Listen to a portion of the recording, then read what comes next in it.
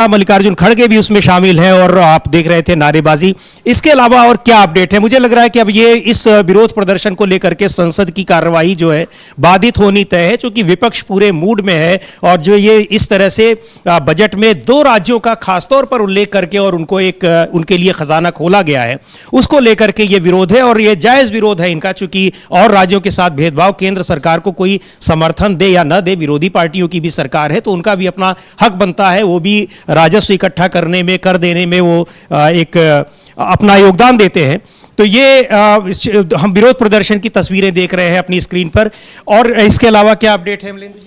देखिए समीर जी, इसके अलावा अपडेट ये है कि जो नीति आयोग की बैठक होनी थी उसमें आपने बताया भी जैसे कि कई विपक्षी जो मुख्यमंत्री उन्होंने जाने से इनकार कर दिया है और आरोप ये है कि नीति आयोग की बैठक में जाने से कोई फ़ायदा इसलिए नहीं है क्योंकि राज्यों का हक मारा जाता है और जो गैर भाजपा शासित राज्य हैं उनको धन नहीं दिया जाता है, उनके हिस्से का जो GST का रेवेन्यू बनता है वो भी नहीं दिया जा रहा है।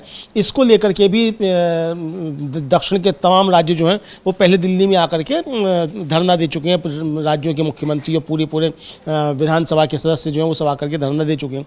तो एक ये बड़ा मसला है। दूसरा, आज एक सुप्रीम कोर्ट में सुनवाई भी है, जो शंभू बॉर्डर पे खोलने का आदेश दिया था हरियाणा हाई कोर्ट ने, उसको वहाँ की सरकार ने नहीं माना, वो सुप्रीम कोर्ट आ गई। तो सुप्रीम कोर्ट में आज उस मसले पर भी सुनवाई है। ये आपने बता ही दिया, उमर खालिद की याचिका पर आज हाई कोर्ट में सुनवाई है। ये कुछ बड़े मसले जो हैं आज जो सुर्खियाँ बन सकते वो हैं। बाकी विरोध प्रदर्शन है इंडिया ब्लॉक का, संसद के अंदर भी और संसद के बाहर भी। कल 10 राजाजी मार्ग जो मल्लिकार्जुन खड़गे का आवास है, वहाँ इंडिया गठबंधन की बैठक हुई। उसमें यह तय किया गया कि संसद परिसर में, संसद के बाहर और सदन के अंदर, लोकसभा राज्यसभा में विरोध प्रदर्शन किया जाएगा, क्योंकि राज्यों का हक मारा गया है और केवल 2 राज्यों के ऊपर सारा बजट दे दिया गया है। अब इसके पीछे कॉन्स्पिरेसी थ्योरी चल रही है समीर जी, और कॉन्स्पिरेसी थ्योरी ये चल रही है कि चंद्रबाबू नायडू ने, अब ये पता नहीं सच है गलत, लेकिन ये कॉन्स्पिरेसी थ्योरी चल रही है कि खुद ही एक समर्थन वापसी की चिट्ठी लिखवा करके खुद वायरल करा दी अपने लोगों से कि ये समर्थन वापसी का पत्र जो है वायरल हो गया। उसके बाद फिर जो मोदी घबरा गए बुरी तरीके से, और उसके बाद फिर एकाएक जो है वो बिहार को भी और इसको आंध्र प्रदेश को भी फिर वो बजट में पैसा दिया गया है और सारे राज्यों का हक मार लिया गया, किसी को कुछ नहीं दिया। यानी आप जहाँ चुनाव है, महाराष्ट्र जहाँ चुनाव है और जहां आपकी सरकार है, उसको भी इसमें निगलेक्ट किया गया। उद्धव ठाकरे इसी को लेकर के सवाल उठाए कि पिछले 10 वर्षों में महाराष्ट्र को लगातार निगलेक्ट किया गया है। तो यानी ये कुल मिलाकर विपक्ष ने जो कहा कि जो कुर्सी बचाओ बजट है या सरकार बचाओ बजट है, वो इसीलिए कहा चूंकि ये सिर्फ सरकार बचाने के लिए किया गया है, वरना वो चिट्ठी अगर पता नहीं सच है या गलत है कि चिट्ठी लिखी गई थी इस तरह की, कोई नहीं लिखी गई थी, लेकिन वो वायरल हुई कि चंद्रबाबू नायडू ने जो है वो समर्थन वापसी के पत्र लिख दिया है। तो इससे घबरा गए नरेंद्र मोदी और घबरा करके फिर बजट में इस तरीके के किए गए। ये कॉन्स्पिरेसी थ्योरी चल रही है। हालांकि अब जो नीतीश कुमार हैं और उनके जो ललन सिंह हैं जो मंत्री भी हैं केंद्र में, वो बहुत खुश हैं इस बजट से लेकर के, और वो कह रहे हैं बिहार को बहुत कुछ मिल गया है। लेकिन बिहार के लोग कह रहे हैं कि इसमें कुछ नहीं मिला, झुंझुना मिला है। तो यानी मिला तो झुंझुना है, ये तो सही है, लेकिन जिस तरीके से झुंझुना भी जो है वो केवल 2 राज्यों को दिया गया, बाकियों को तो झुंझुना भी दिया। वो इसी से खुश है कि कम से कम कुछ तो मिला। इसके पहले उनको ये उम्मीद थी, और जैसा आप कह रहे हैं कि चिट्ठी वायरल हो रही है, तो हो सकता है कि पहले बजट की प्लानिंग में ये न रहा हो और ये इस चिट्ठी का ही प्रभाव हो। अब जो चिट्ठी में कितनी सच्चाई कितनी नहीं है वो तो एक अलग बात है, लेकिन एक ये हो सकता है कि पहले कुछ भी न रहा हो। हाँ, हो सकता है, चूंकि जब चंद्रबाबू नायडू आए थे, निर्मला सीतारमण से मिले, प्रधानमंत्री से भी मिले, गृह मंत्री अमित शाह से मिले, शिवराज सिंह चौहान से मिले, कई मंत्रियों से मिले, लगभग आधा दर्जन मंत्रियों से मिले, और अपनी लंबी चौड़ी मांगे होते वो सारे मंत्रियों को देकर गए कि हमारे राज्य की ये मांगे हैं। तो उस समय तक तो चर्चा नहीं थी। फिर उसके बाद फिर ये सूचना आई कि प्रधानमंत्री नरेंद्र मोदी ने वो अर्थशास्त्रियों से मिलेंगे, ये खबर आई, जबकि बजट उस समय तक तैयार हो गया होगा, वो प्रिंटिंग प्रेस में होगा, हो सकता है प्रिंट भी हो गया हो। उसके बाद उनके प्रधानमंत्री की सूचना है कि सब अर्थशास्त्री मिलेंगे। अब अगर अर्थशास्त्रियों से मिले प्रधानमंत्री, अर्थशास्त्रियों ने अगर सुझाव दिए, तो वो सुझाव इस बजट में दिखते क्यों नहीं है अर्थशास्त्रियों के? बिल्कुल। और ये दिल्ली में आंध्र प्रदेश की जो YSRCP पार्टी है वो भी यहाँ पर प्रदर्शन कर रही है राज्यों को लेकर के। जैसा अभी अमलेंदु जी कह रहे थे कि ये एक कॉन्स्पिरेसी थ्योरी भी चल रही है। तो इंडिया गठबंधन के जो दल है और कांग्रेस पार्टी है, डीएमके है, आम आदमी पार्टी है, ये लोग तो विरोध प्रदर्शन कर ही रहे हैं। ऐसा नहीं है कि जो बीजेपी शासित राज्य है वो बड़े खुश हैं। अमलेंदु जी, आपको याद होगा कि कल जो है राजस्थान के मुख्यमंत्री की उन्होंने एक ट्वीट किया कि बिहार को बड़ा अच्छा हुआ, उसको लेके कितना ट्रोल हुए। वो ट्रोल हुए। गोविंद डोटासरा जो वहाँ के अध्यक्ष हैं, पीसीसी चीफ हैं कांग्रेस के, उन्होंने कहा कि वो तो ठीक है, बिहार की तो बात छोड़िए, भजन लाल जी ये बताइए राजस्थान को क्या मिला? आपको क्या मिला है? बहुत ट्रोल हुए और उनको बाद उन्हें ट्वीट डिलीट करना पड़ा। इस बीच में कांग्रेस पार्टी के अध्यक्ष मल्लिकार्जुन खड़गे कुछ कह रहे हैं, जहां विरोध प्रदर्शन के बीच लोगों के साथ हैं, सांसदों के साथ हैं। सुनते हैं क्या कह रहे हैं खड़गे। करना है आप लोगों ने, क्या बात रखना चाह रहे हैं सर? नहीं, जो अन्याय हुआ सबको, बजट में कोई न्याय नहीं मिला, वो न्याय दिलाने के लिए हम लड़ रहे हैं, तो वही कर सकते हैं। तो विरोध प्रदर्शन की ये तस्वीरें अगर इसको हम एक बार फुल स्क्रीन पर भी देख लें, जो संसद के परिसर के भीतर हो रहा है, चूंकि 11 बजे से कार्यवाही सदन की शुरू होगी, उसके बाद सदन के भीतर भी इस तरह का दृश्य हमको देखने को मिलेगा। ये संसद परिसर के भीतर है, जहां पर विरोधी दल के लोग, विरोधी दल के सांसद, नेता, इंडिया गठबंधन के जो सांसद हैं, वो लोग विरोध प्रदर्शन कर रहे हैं, भेदभाव का आरोप लगा रहे हैं कि जो बजट में केवल 2 राज्यों पर फोकस किया गया और ये 2 राज्य वो हैं जिनकी बदौलत सरकार चल रही है। तो जाहिर सी बात है, कोई और 2 राज्य होते अमलेंदु जी, तो मुझे लग रहा है कि इस तरह से शायद इतना बड़ा आरोप नहीं लगता, लेकिन ये वही 2 राज्य हैं जिनके बारे में पहले से ही कहा जा रहा था कि इन पर खास मेहरबान हो सकती है सरकार। तो उसने पूरी दरियादिली दिखाई और 2 लाख करोड़ रुपए लगभग वो इन दोनों राज्यों को बजट में आवंटित कर दिया। उसको लेकर के जो विरोधी दल के नेता हैं कि उन राज्यों में जहां गैर एनडीए सरकार है वहां पर कुछ नहीं किया गया, तो निश्चित तौर पर ये इसको लेकर के नाराजगी है। वो नाराजगी आज सदन के भीतर और सदन के बाहर, यानी संसद परिसर में दिखाई पड़ रही है। विरोध प्रदर्शन दिख रहा है। इसके अलावा भी जो 4 मुख्यमंत्रियों ने नीति आयोग की बैठक में जाने का बहिष्कार कर दिया है, इनमें जो डीएमके नेता हैं, तमिलनाडु के मुख्यमंत्री हैं एमके स्टालिन हैं, उसके अलावा 3 कांग्रेस शासित राज्य हैं, कर्नाटक के सिद्धारमैया हैं और तेलंगाना के रेवंत रेड्डी हैं, हिमाचल प्रदेश के नेता हैं। इस बीच अखिलेश यादव भी कुछ कह रहे हैं, जहां विरोध प्रदर्शन में शामिल हैं। उनको सुनते हैं क्या कह रहे हैं अखिलेश यादव, समाजवादी पार्टी के अध्यक्ष। देखिए, हम सभी लोग, जितने लोग हैं और खासकर समाजवादी लोग, किसानों को एमएसपी मिले, आय दोगुनी हो, उसका रास्ता निकले। लेकिन इधर देखने को मिल रहा है समर्थन मूल्य किसान को न मिल करके जो अलायंस पार्टनर जो सरकार बचा रहे हैं उन्हें समर्थन मूल्य सरकार दे रही है। ये तो अखबारों में भी छपा है। आप पहले बेरोजगार करते हैं, बेरोजगारी बढ़ाते हैं और उसके बाद ऐसी आधी अधूरी नौकरी लाते हैं जिससे किसी नौजवान का भविष्य बनने वाला नहीं है। इंटर्नशिप के बाद क्या होगा, उनको नौकरी कौन देगा। तीसरा, महंगाई को लेकर के सरकार कोई ऐसा ठोस कदम नहीं उठा पाई जिससे महंगाई नियंत्रण होती। अगर कहीं आपने मिडिल क्लास को कुछ सहूलियत भी दी है तो वो अपनी महंगाई से आप वापस ले रहे हैं। बड़े सपने दिखाए थे यूपी को, क्या मिला यूपी को? डबल इंजन की सरकार, तो डबल लाभ मिलना चाहिए था, दिल्ली का लाभ, लखनऊ का लाभ। लेकिन लगता ये है कि दिल्ली अब लखनऊ की तरफ नहीं देख रही है, या लखनऊ वालों ने दिल्ली वालों को नाराज कर दिया। उसका परिणाम हमें बजट में दिखाई दे रहा है। तो डबल इंजन का क्या फायदा हुआ? बिहार जा रहा है विकास, यूपी को क्यों छोड़ रहे हैं आप? बाढ़ अगर बिहार की रोकनी है तो नेपाल की बाढ़ रोके बिना और यूपी की बाढ़ रोके बिना आप बिहार की बाढ़ कैसे रोकेंगे? तो आपको पहले यूपी की बाढ़ रोकें, नेपाल की बाढ़ रोकें, तो बिहार की बाढ़ अपने आप रुक जाएगी। तो अखिलेश यादव भी सवाल उठा रहे हैं कि उत्तर प्रदेश को क्या मिला। पिछले 7 साल से वहाँ राज्य सरकार भी भारतीय जनता पार्टी की है और केंद्र में तो खैर है ही। और ये भी इशारा कर रहे हैं कि ये जो वहाँ पर राज्य सरकार के बीच में और केंद्र सरकार के बीच में जो लगातार टसल चल रही है, मतभेद चल रहे हैं, चुनाव की हार की जिम्मेदारी कौन ले, इसको लेकर के दोनों ही तरफ से जो है तलवारें खींची हुई है, इसका भी उल्लेख कर रहे हैं। और अखिलेश यादव ने तो मॉनसून ऑफर तक दे दिया था भारतीय जनता पार्टी के जो नाराज नेता हैं योगी सरकार से कि आप 100 विधायक लेकर के आइए और हम आपकी सरकार बनवाते हैं। तो खैर लेकिन सबसे बड़ा सवाल यह है कि जो बजट में विरोधी दलों के नेताओं के जो पार्टियों की शासित सरकारें हैं वहां पर बजट में भेदभाव किया गया है, उनको कुछ नहीं दिया गया है, ऐसा इन दलों के नेताओं का आरोप है। और उसको लेकर के विरोध प्रदर्शन जो है वो संसद में हो रहा है, संसद परिसर के बाहर और संसद के भीतर भी 11 बजे से जब कार्यवाही शुरू होगी संसद की, वहां भी ये विरोध प्रदर्शन जारी रहेगा। उसके अलावा जो अभी कुछ देर पहले हमने आपको जानकारी दी कि कई मुख्यमंत्री जो गैर एनडीए शासित राज्यों के मुख्यमंत्री हैं वो लोग नीति आयोग की बैठक का भी बहिष्कार करेंगे। आम आदमी पार्टी के भी मुख्यमंत्रियों ने बहिष्कार की बात कही है। अमलेंदु जी जी, आम आदमी पार्टी ने बहिष्कार की बात कही और उनके जो राज्यसभा सांसद हैं संदीप पाठक, उनका वक्तव्य आया है थोड़ी देर पहले और उन्होंने कहा है कि जाने से फायदा क्या है नीति आयोग की बैठक में, जब राज्यों को जो गैर एनडीए शासित राज्य हैं उनको उनका हिस्सा मिलता ही नहीं, उनका धन उनको मिलता ही नहीं, उनके विकास के लिए पैसा मिलता नहीं, तो इस जाने से फायदा क्या है।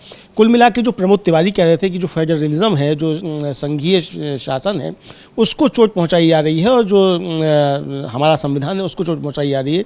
तो नीति आयोग को लेकर के भी यही सवाल है समीर जी कि नीति आयोग जो बना जिस तरीके से और उसमें जिस तरीके से नियुक्तियां की गई और उसके जिस तरीके से बंदरबाज वहाँ किया जाता है, तो उसमें राज्यों को पैसा नहीं मिलता। इससे पहले जब योजना आयोग हुआ करता था समीर जी, तो 5 साल की पंचवर्षीय योजना बनती थी और पंचवर्षीय योजना में पूरे देश का एक समग्र विकास हो और कहीं भी असमान विकास ना हो, इसका ध्यान रखा जाता था। उसी हिसाब से बजट का आवंटन होता था। लेकिन वो ये सरकार जब आई तो उसने सबसे पहले काम यही किया कि उस योजना आयोग को समाप्त किया। उसके बाद नीति आयोग बना, नीति आयोग में फिर अपने लोग लाकर के किस तरीके से बैठाए जाने लगे, ये हमने सबने देखा। और कितने उसमें अर्थशास्त्री होते हैं, कितने अनर्थशास्त्री होते हैं। नीति आयोग की जो कमेटी बनती है उसमें अब आप समझ सकते हैं कि उसमें जीतनराम मांझी हैं, चिराग पासवान हैं, तो ये दोनों कितने बड़े अर्थशास्त्री हैं। आप समझ सकते हैं कि इतने बड़े अर्थशास्त्रियों को उसमें जगह दी गई है। तो ये नीति आयोग को लेकर के बहुत सारे सवाल उठते रहे, तो इसीलिए जो है ये राज्य इसका विरोध कर रहे हैं। आम आदमी पार्टी ने भी, मतलब दिल्ली और पंजाब, ये भी उस बैठक में नहीं जा रहे हैं। जी बिल्कुल। और लगातार और उद्धव ठाकरे शिवसेना के नेता हैं, शिवसेना यूटी के महाराष्ट्र के मुख्यमंत्री रहे हैं, उन्होंने भी बजट को लेकर के बड़ी नाराजगी जताई है।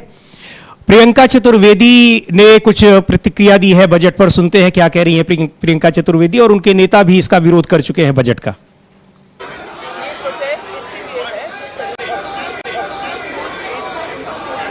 किया गया है और खास करके महाराष्ट्र तो इनका अलायंस के साथ चल रहा स्टेट है। महाराष्ट्र में पिछले 10 साल से, जैसे मैंने कल कहा था, प्रधानमंत्री सरकार बचाओ योजना कल घोषित की है, यूनियन बजट नहीं था वो, वैसे ही प्रधानमंत्री महाराष्ट्र विरोधी योजना कल बजट में दिखाई दी। जब महाराष्ट्र 10 साल से, जब से Bharatiya Janata party highest tax paying state है, हर एक रुपया जो जाता है केंद्र के पास, उससे हमें सिर्फ वापस 3 पैसे से लेकर 8 पैसे तक मिलते हैं। ये शर्मनाक है कि आज तक महाराष्ट्र के हित का काम नहीं किया और बाकी सारे राज्यों में भी, चाहे तमिलनाडु हो, केरला हो, वेस्ट बंगाल हो, सेम भेदभाव देखा गया। इसलिए हम प्रोटेस्ट कर रहे हैं। जो आए थे कह रहे थे कि विपक्ष को आके सदन में बात करनी चाहिए हर बात। तो इनका भी वही आरोप है कि महाराष्ट्र में तो एनडीए गठबंधन की सरकार है, फिर भी उसको नहीं तवज्जो दी गई, कोई फायदा नहीं हुआ। 10 साल से कोई फायदा नहीं हो रहा है, ये उद्धव ठाकरे कह रहे हैं। प्रियंका चतुर्वेदी को हम लोग सुन रहे थे। और इस बीच में जो सदन के बाहर, संसद परिसर के बाहर, जो संसद परिसर के भीतर और सदन के बाहर जो विरोध प्रदर्शन चल रहा है, उसमें सोनिया गांधी भी पहुंची हैं, कांग्रेस नेता। हम लोग इन तस्वीरों को देख सकते हैं। इस विरोध प्रदर्शन में सोनिया गांधी पहुंच गई हैं, मल्लिकार्जुन खड़गे हमने पहले ही देखा, अखिलेश यादव हैं, तमाम इंडिया गठबंधन के दलों के नेता हैं विरोध प्रदर्शन में। और इन सब लोगों का आरोप है कि जो बजट पेश किया गया, इसमें सिर्फ उन 2 दलों को महत्व दिया गया, उन 2 दलों द्वारा शासित राज्यों को महत्व दिया गया जो कि सरकार का समर्थन कर रहे हैं। तो ये बहुत बड़ा एक आरोप है और इस तरह का नहीं होता है। प्रमोद तिवारी कह रहे थे कि ये संघवाद, जो फेडरलिज्म है, उस पर आघात है, जो कि हमारे संवैधानिक ढांचे का एक मूल तत्व है। जी जी जी जी हाँ, बिल्कुल यही कह रहे थे प्रमोद तिवारी। और इसी बात को कहा है आम आदमी पार्टी ने भी, और इसी बात को तमाम लोग जो कह रहे हैं। और बजट को लेकर के भी यही बात की जा रही है कि बजट भी जो है, ये हमारा जो संघवाद है उसके ऊपर हमला है, क्योंकि इसमें राज्यों का ध्यान नहीं दिया गया और राज्यों को उनका हक नहीं दिया गया है। पूरा का पूरा बजट जो, पहले तो इस बजट में कुछ है ही नहीं, और अगर कुछ है भी इस बजट में, तो जो भी कुछ है वो झुंझुना भी अगर है तो वो झुंझुना भी जो 2 राज्यों को ही पकड़ा दिया गया है। यहाँ एक सवाल और उठ रहा है समीर जी, ये सरकार जैसे कहती रहती है, और 2019 से जो था कॉर्पोरेट टैक्स जो था उसमें छूट देना शुरू हुई। वो कॉर्पोरेट छूट को देते हुए अब जो है वो लगभग 5 साल से ज़्यादा हो गया। 2019 से। तो आखिर जब कॉर्पोरेट टैक्स में छूट दी जा रही थी और ये बताया जा रहा था कि इससे सब निवेश बढ़ेगा, निजी निवेश जो है वो बढ़ेगा देश में, तो अब तक वो निवेश गया कहाँ? बिल्कुल वो निवेश कुछ हुआ क्या? सरकार को बताना चाहिए कि आपने कॉर्पोरेट टैक्स में छूट दी, उसके ये नतीजे आए, इतना निवेश बढ़ा, इतना रोजगार उससे जनरेट हुआ। कॉर्पोरेट सेक्टर को जो काम करना चाहिए कि रोजगार के ज्यादा मौके देने चाहिए, उनको रोजगार के लिए अब आप दे रहे हैं कि वो अपने यहाँ इंटर्नशिप कराएंगे और पैसा आप देंगे। ये बड़ी हैरानी की बात, मतलब हैरानी की बात ये कि कॉर्पोरेट को हर तरह से मदद पहुंचा रहे हैं, हर तरह से मदद पहुंचा रहे हो, बता रहे हैं कि आपने ये फायदा दिया है युवाओं को, जबकि युवाओं को फायदा नहीं है। मतलब पैसा जो आप देंगे तो वो उनसे 5,000 के बदले वो कॉर्पोरेट जो है इंटर्नशिप में जबरदस्त उनसे काम लेगा और सिखाएगा, क्या सिखाएगा ये पता नहीं, क्या सिखाएगा क्या नहीं सिखाएगा, लेकिन उसका पैसा जो है वो आप देंगे, मतलब सरकार देगी। तो भाई ये कॉर्पोरेट ही क्यों नहीं देता? जिसको आप दे रहे हैं उसको आप कॉर्पोरेट टैक्स में भी छूट दे रहे हैं। तो ये बहुत सारे सवाल इस बजट को लेकर के और प्रधानमंत्री नरेंद्र मोदी और उनकी सरकार की जो आर्थिक नीतियाँ हैं उनको लेकर के लगातार उठ रहे हैं कि एक तो ये जन विरोधी है, किसान विरोधी है और ये कॉर्पोरेट की पक्षधर है। और यही आरोप समीर जी बजट से पहले भी लग रहे थे कि ये बजट जो है वो कॉर्पोरेट घरानों के हित में आएगा। विपक्ष ने इस तरीके के आरोप लगाए थे। बिल्कुल, और देखते हैं ये विरोध प्रदर्शन भी हो रहा है। जो सरकार, जो गैर एनडीए शासित राज्य हैं, उनका बड़ा आरोप है कि उन राज्यों को बिल्कुल भी इसमें तवज्जो नहीं दी गई है जहां पर भारतीय जनता पार्टी या एनडीए की सरकार नहीं है। अखिलेश यादव को सुनते हैं, कुछ वो कह रहे हैं। हम सभी लोग, जितने लोग हैं और खासकर समाजवादी लोग, किसानों को एमएसपी मिले, आय दोगुनी हो, उसका रास्ता निकले। लेकिन इधर देखने को मिल रहा है समर्थन मूल्य किसान को न मिल करके जो अलायंस पार्टनर जो सरकार बचा रहे हैं उन्हें समर्थन मूल्य सरकार दे रही है। ये तो अखबारों में भी छपा है। आप पहले बेरोजगार करते हैं, बेरोजगारी बढ़ाते हैं और उसके बाद ऐसी आधी अधूरी नौकरी लाते हैं जिससे किसी नौजवान का भविष्य बनने वाला नहीं है। इंटर्नशिप के बाद क्या होगा? उनको नौकरी कौन देगा? तीसरा, महंगाई को लेकर के सरकार कोई ऐसा ठोस कदम नहीं उठा पाई जिससे महंगाई नियंत्रण होती। अगर कहीं आपने मिडिल क्लास को कुछ सहूलियत भी दी है तो वो अपनी महंगाई से आप वापस ले रहे हैं। बड़े सपने दिखाए थे यूपी को, क्या मिला यूपी को? डबल इंजन की सरकार, तो डबल लाभ मिलना चाहिए था, दिल्ली का लाभ, लखनऊ का लाभ। लेकिन लगता ये है कि दिल्ली अब लखनऊ की तरफ नहीं देख रही है या लखनऊ वालों ने दिल्ली वालों को नाराज कर दिया। उसका परिणाम हमें बजट में दिखाई दे रहा है। तो डबल इंजन का क्या फायदा हुआ? बिहार जा रहा है विकास, यूपी को क्यों छोड़ रहे हैं आप? बाढ़ अगर बिहार की रोकनी है तो नेपाल की बाढ़ रोके बिना और यूपी की बाढ़ रोके बिना आप बिहार की बाढ़ कैसे रोकेंगे? तो आपको पहले यूपी की बाढ़ रोकें, नेपाल की बाढ़ रोकें तो बिहार की बाढ़ अपने आप रुक जाएगी। Thank you. तो अखिलेश यादव कह रहे थे कि ये समर्थन मूल्य किसानों को दिया जाना चाहिए था, लेकिन समर्थन मूल्य जो है वो पार्टियों को और 2 राज्यों को चुकाया गया है। इस तरह की कुछ अखबारों में आज हेडलाइंस भी छपी हुई है। जाहिर सी बात है कि उसकी चर्चा भी वो कर रहे थे। अमलेंदु जी, ये बिल्कुल सही है कि आप बिहार के लिए, चूंकि बिहार की जो वहाँ पर सत्तारूढ़ पार्टी है वो आपको केंद्र में सरकार बनाने में सहयोग दे रही है, आपने वहाँ बाढ़ रोकने के लिए कर लिया। लेकिन अखिलेश यादव की ये बात काफ़ी ये लॉजिकल है कि आप बिना नेपाल की बाढ़ रोके, बिना उत्तर प्रदेश में कुछ इंतजाम किए बिहार की बाढ़ कैसे रोक सकते हैं? वो तो एक कोई पॉलिटिकल सीमा वहाँ नहीं है, वो तो भौगोलिक सीमा है। देखिए, बिल्कुल बहुत वाजिब प्रश्न जो है वो अखिलेश यादव ने उठाया है। 11,500 करोड़ रुपया बिहार को बाढ़ रोकने के नाम पे दिया गया है और जाहिर सी बात है कि बिहार में बाढ़ जो नदियों में आती है तो वो सारी नदियां जो हैं या तो उत्तर प्रदेश से निकल रही हैं या फिर नेपाल से आ रही हैं। तो वो नदियां जब यहाँ से निकल करके जा रही हैं तो जब तक आप यहाँ बाढ़ को रोकने का काम नहीं करेंगे, जो नेपाल से निकल के आ रही हैं उसको आप रोकने का काम नहीं करते हैं, उत्तर प्रदेश से जो नदियाँ जा रही हैं उसमें बाढ़ को रोकने का काम नहीं करते हैं, तो बिहार की बाढ़ किस तरीके से रुक जाएगी? यानी वो 11,500 करोड़ रुपया बाढ़ में ही बह जाएगा। समीर जी, ये सबसे बड़ा भ्रष्टाचार करने के लिए क्या दिया गया है 11,500 करोड़ रुपया? जब मालूम है कि वह वहाँ बाढ़ उस तरीके से नहीं रुक सकती है जब तक कि आप यहाँ नहीं रोकेंगे बाढ़ को, जब यहाँ से वेग जाएगा तो वहाँ आप कुछ भी इंतजाम कर लीजिए, नहीं रुकेगी बाढ़। और ये हम लोगों ने देखा है कि किस तरीके से नेपाल से जो नदियाँ निकलती हैं वो बिहार में किस तरीके से तबाही मचाती हैं। तो ये जब तक कि नेपाल से निकलने वाली नदियों का इंतजाम नहीं किया जाएगा और उत्तर प्रदेश से जो नदियाँ जा रही हैं उसके बाढ़ रोकने का इंतजाम नहीं किया जाएगा, सम्यक इंतजाम नहीं होंगे तब तक बिहार की बाढ़ को नहीं रोका जा सकता। ये ठीक उसी तरीके से जैसे वो वाराणसी से चला था, वो क्रूज जो है वो बताया गया था, प्रधानमंत्री ने उसका उद्घाटन किया, वो चला, मालूम पड़ा जाकर के वो बिहार में जाकर के फंस गया और तब से आज तक वो पता ही नहीं चला कि वो बिहार में फंसा हुआ है कि कलकत्ता पहुंचा कि नहीं पहुंचा, वो पता ही नहीं चला। निकाला गया कि निकाला गया कि नहीं निकाला गया, कुछ खबर ही नहीं है। वो तो गनीमत है कि प्रधानमंत्री उसमें बैठ करके कलकत्ता तक नहीं गए, वरना प्रधानमंत्री भी नहीं मिलते कि अभी तक पहुंचेंगे नहीं पहुंचे। तो ये उसी तरीके से ये 11,500 करोड़ रुपया जो बिहार को दिया गया है, ये बाढ़ में बह जाए और जबरदस्त भ्रष्टाचार हो, इसके लिए दिया गया है। क्योंकि बाढ़ रोकने के नाम पे पैसा खर्च हो जाएगा और कौन फिर उसके बाद पता लगाएगा कि ये बाढ़ रोकने के लिए पैसा खर्च हुआ कि नहीं हुआ या काहे में खर्च हो गया। तो ये सब ये सारी चीजें हैं। और चूंकि राज्यों की जो बात हम कर रहे हैं, तो राज्यों के नेताओं ने विरोध प्रदर्शन का फैसला किया है। जो विपक्षी गठबंधन के सांसद हैं, सदन के भीतर भी विरोध प्रदर्शन की पूरी तैयारी है और संसद परिसर के बाहर हम लगातार देख रहे हैं कि किस तरह से नारेबाजी हो रही है, विरोध प्रदर्शन हो रहा है। बजट में जिस तरह से गैर एनडीए शासित राज्यों के साथ भेदभाव किया गया है, जो आरोप लग रहे हैं, उसको लेकर के प्रदर्शन। और ये भेदभाव की बात जब भी थोड़ी देर पहले हम लोग ये बात कर रहे थे कि ये उन राज्यों के साथ भी बड़ी नाइंसाफी की गई है, ऐसे आरोप लग रहे हैं जहां पर बीजेपी शासित राज्य हैं, जहां पर एनडीए के शासित राज्य हैं। थोड़ी देर पहले हमने प्रियंका चतुर्वेदी जो शिवसेना की नेता हैं, उन्होंने कहा भी कि महाराष्ट्र में तो एनडीए की ही सरकार है, लेकिन वहां भी उसके साथ भी भेदभाव किया गया, उसको कुछ नहीं दिया गया। उत्तर प्रदेश में लगातार वहां के विरोधी दल के विरोधी नेता जो है अखिलेश यादव ये बात कह रहे हैं। राजस्थान के विरोधी नेताओं ने, और कल एक दिलचस्प वाकया हुआ जब राजस्थान के मुख्यमंत्री ने भजनलाल शर्मा ने वहां एक ट्वीट किया और तारीफ की निर्मला सीतारमण की, प्रधानमंत्री की, कि आपने बजट में बिहार को इतनी सारी चीजें दे दी हैं। थोड़ी ही देर के बाद वो वहाँ के जो विरोधी नेता हैं गोविंद डोटासरा, वो उसको लेकर के उन्होंने उनका मजाक उड़ाया।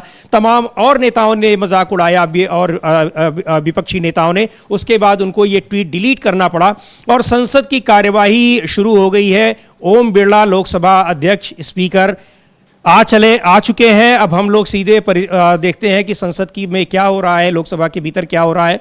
देखते हैं इसको एक बार फुल स्क्रीन पर हम लोग अपने इस चैनल पर। विषय को नहीं बोलने देगा। प्रश्नकाल मतलब प्रश्नकाल। आप अगर व्यवस्था बना के रखना चाहते हैं, सदन चलाना चाहते हैं, तो सदन इस व्यवस्था से चलेगा। प्रश्नकाल में किसी को भी अलाउ नहीं किया जाएगा।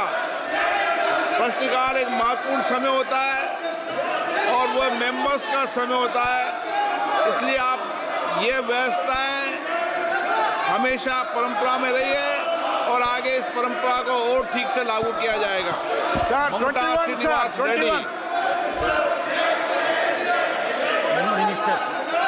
मंत्री महोदय, जवाब पटल पे रख दिया गया है। माननीय सदस्य, Thank you very much, Speaker sir, for giving me an opportunity for me to speak first time in this 18th Lok Sabha, sir. Sir, I am very much thankful to my leader, Honorable Chief Minister of Andhra Pradesh, Sri Nara Chandrababu Naidu garu, for bringing this issue of declaring Prakash district as a backward district, sir. Sir, in the lines of with the Honorable Prime Minister and with the Honorable Finance Minister in the lines of Bundelkhand, sir. Sir, I have been fighting this for a long time. When I entered into the 12th Lok Sabha about 26 years back, this issue has been raised, sir. Now today, I am very happy. Yesterday in the budget itself, this has been announced, sir. I am very proud to tell to my people of Andhra Pradesh, Prakash District, that the NDA government has done this, favorable for this Andhra Pradesh state, especially my Prakash District, sir. Sir, I would like to ask the Honorable Minister, sir, the funds allocated for this, backward region development is only 50 crores, sir. Whether the Honorable Minister, sir, through you, sir, this is a small amount. After seeing that, this has been declared about 25 years back, sir. With now the population increase and the inflation, whether this 50 crores is going to be increased, sir. Sir, the Aspirational Districts program is a pan-India program. It is a brainchild of the Honorable Prime Minister, and in 2018, all districts were assessed as to find out who were the lowest ranked in living index. 112 districts were selected, and out of those 112 districts, we have tried to make sure that these districts come up at par with the rest of the better off districts in the country. The theme in all these districts to make them rise above their backwardness is convergence, cooperation and competition. Convergence of all government schemes, whether they are state government schemes or whether they are government of India schemes. And then we have made one step forward and asked for cooperation between the state governments and the central governments. And thereafter, we've had competition amongst all these 112 districts through a delta ranking system, whereby according to the baseline, the performance of each of these districts, how further it has gone up or down, has been decided. Now, Andhra Pradesh had 3 districts which were in the list of 112 aspirational districts. However, 2 of these aspirational districts, namely Visakhapatnam and Vijayanagar, were bifurcated. And instead of Visakhapatnam, Alluri... आप सदन नहीं चलाना चाहते, प्रश्नकाल नहीं चलाना चाहते, सदन में नियोजित तरीके से गतिरोध करना ठीक नहीं है। और माननीय सदस्यगणों, संसद में प्रदर्शन करते समय इस बात का ध्यान रखना चाहिए कि किसी भी माननीय सदस्य को गेट पे आने पे गतिरोध पैदा नहीं होना चाहिए। मैंने बुलाकर भी चर्चा की है और ये उचित नहीं है, मुझे कई माननीय सदस्यों ने लिखा है।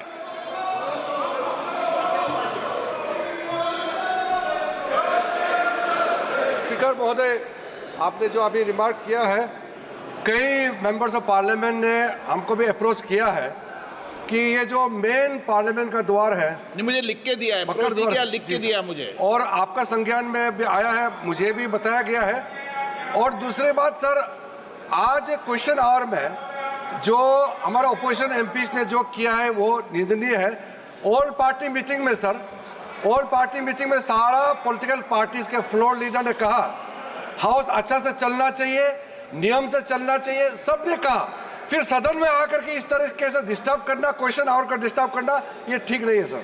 सदन में मैं व्यवस्था दे रहा हूं कि प्रश्नकाल में न प्रतिपक्ष न सत्ता पक्ष की तरफ से किसी को भी बोलने की इजाजत नहीं होगी, केवल प्रश्नकाल में प्रश्नकाल ही चलेगा, ये व्यवस्था है। Second supplementary. Sir, thank you very much, Speaker, sir.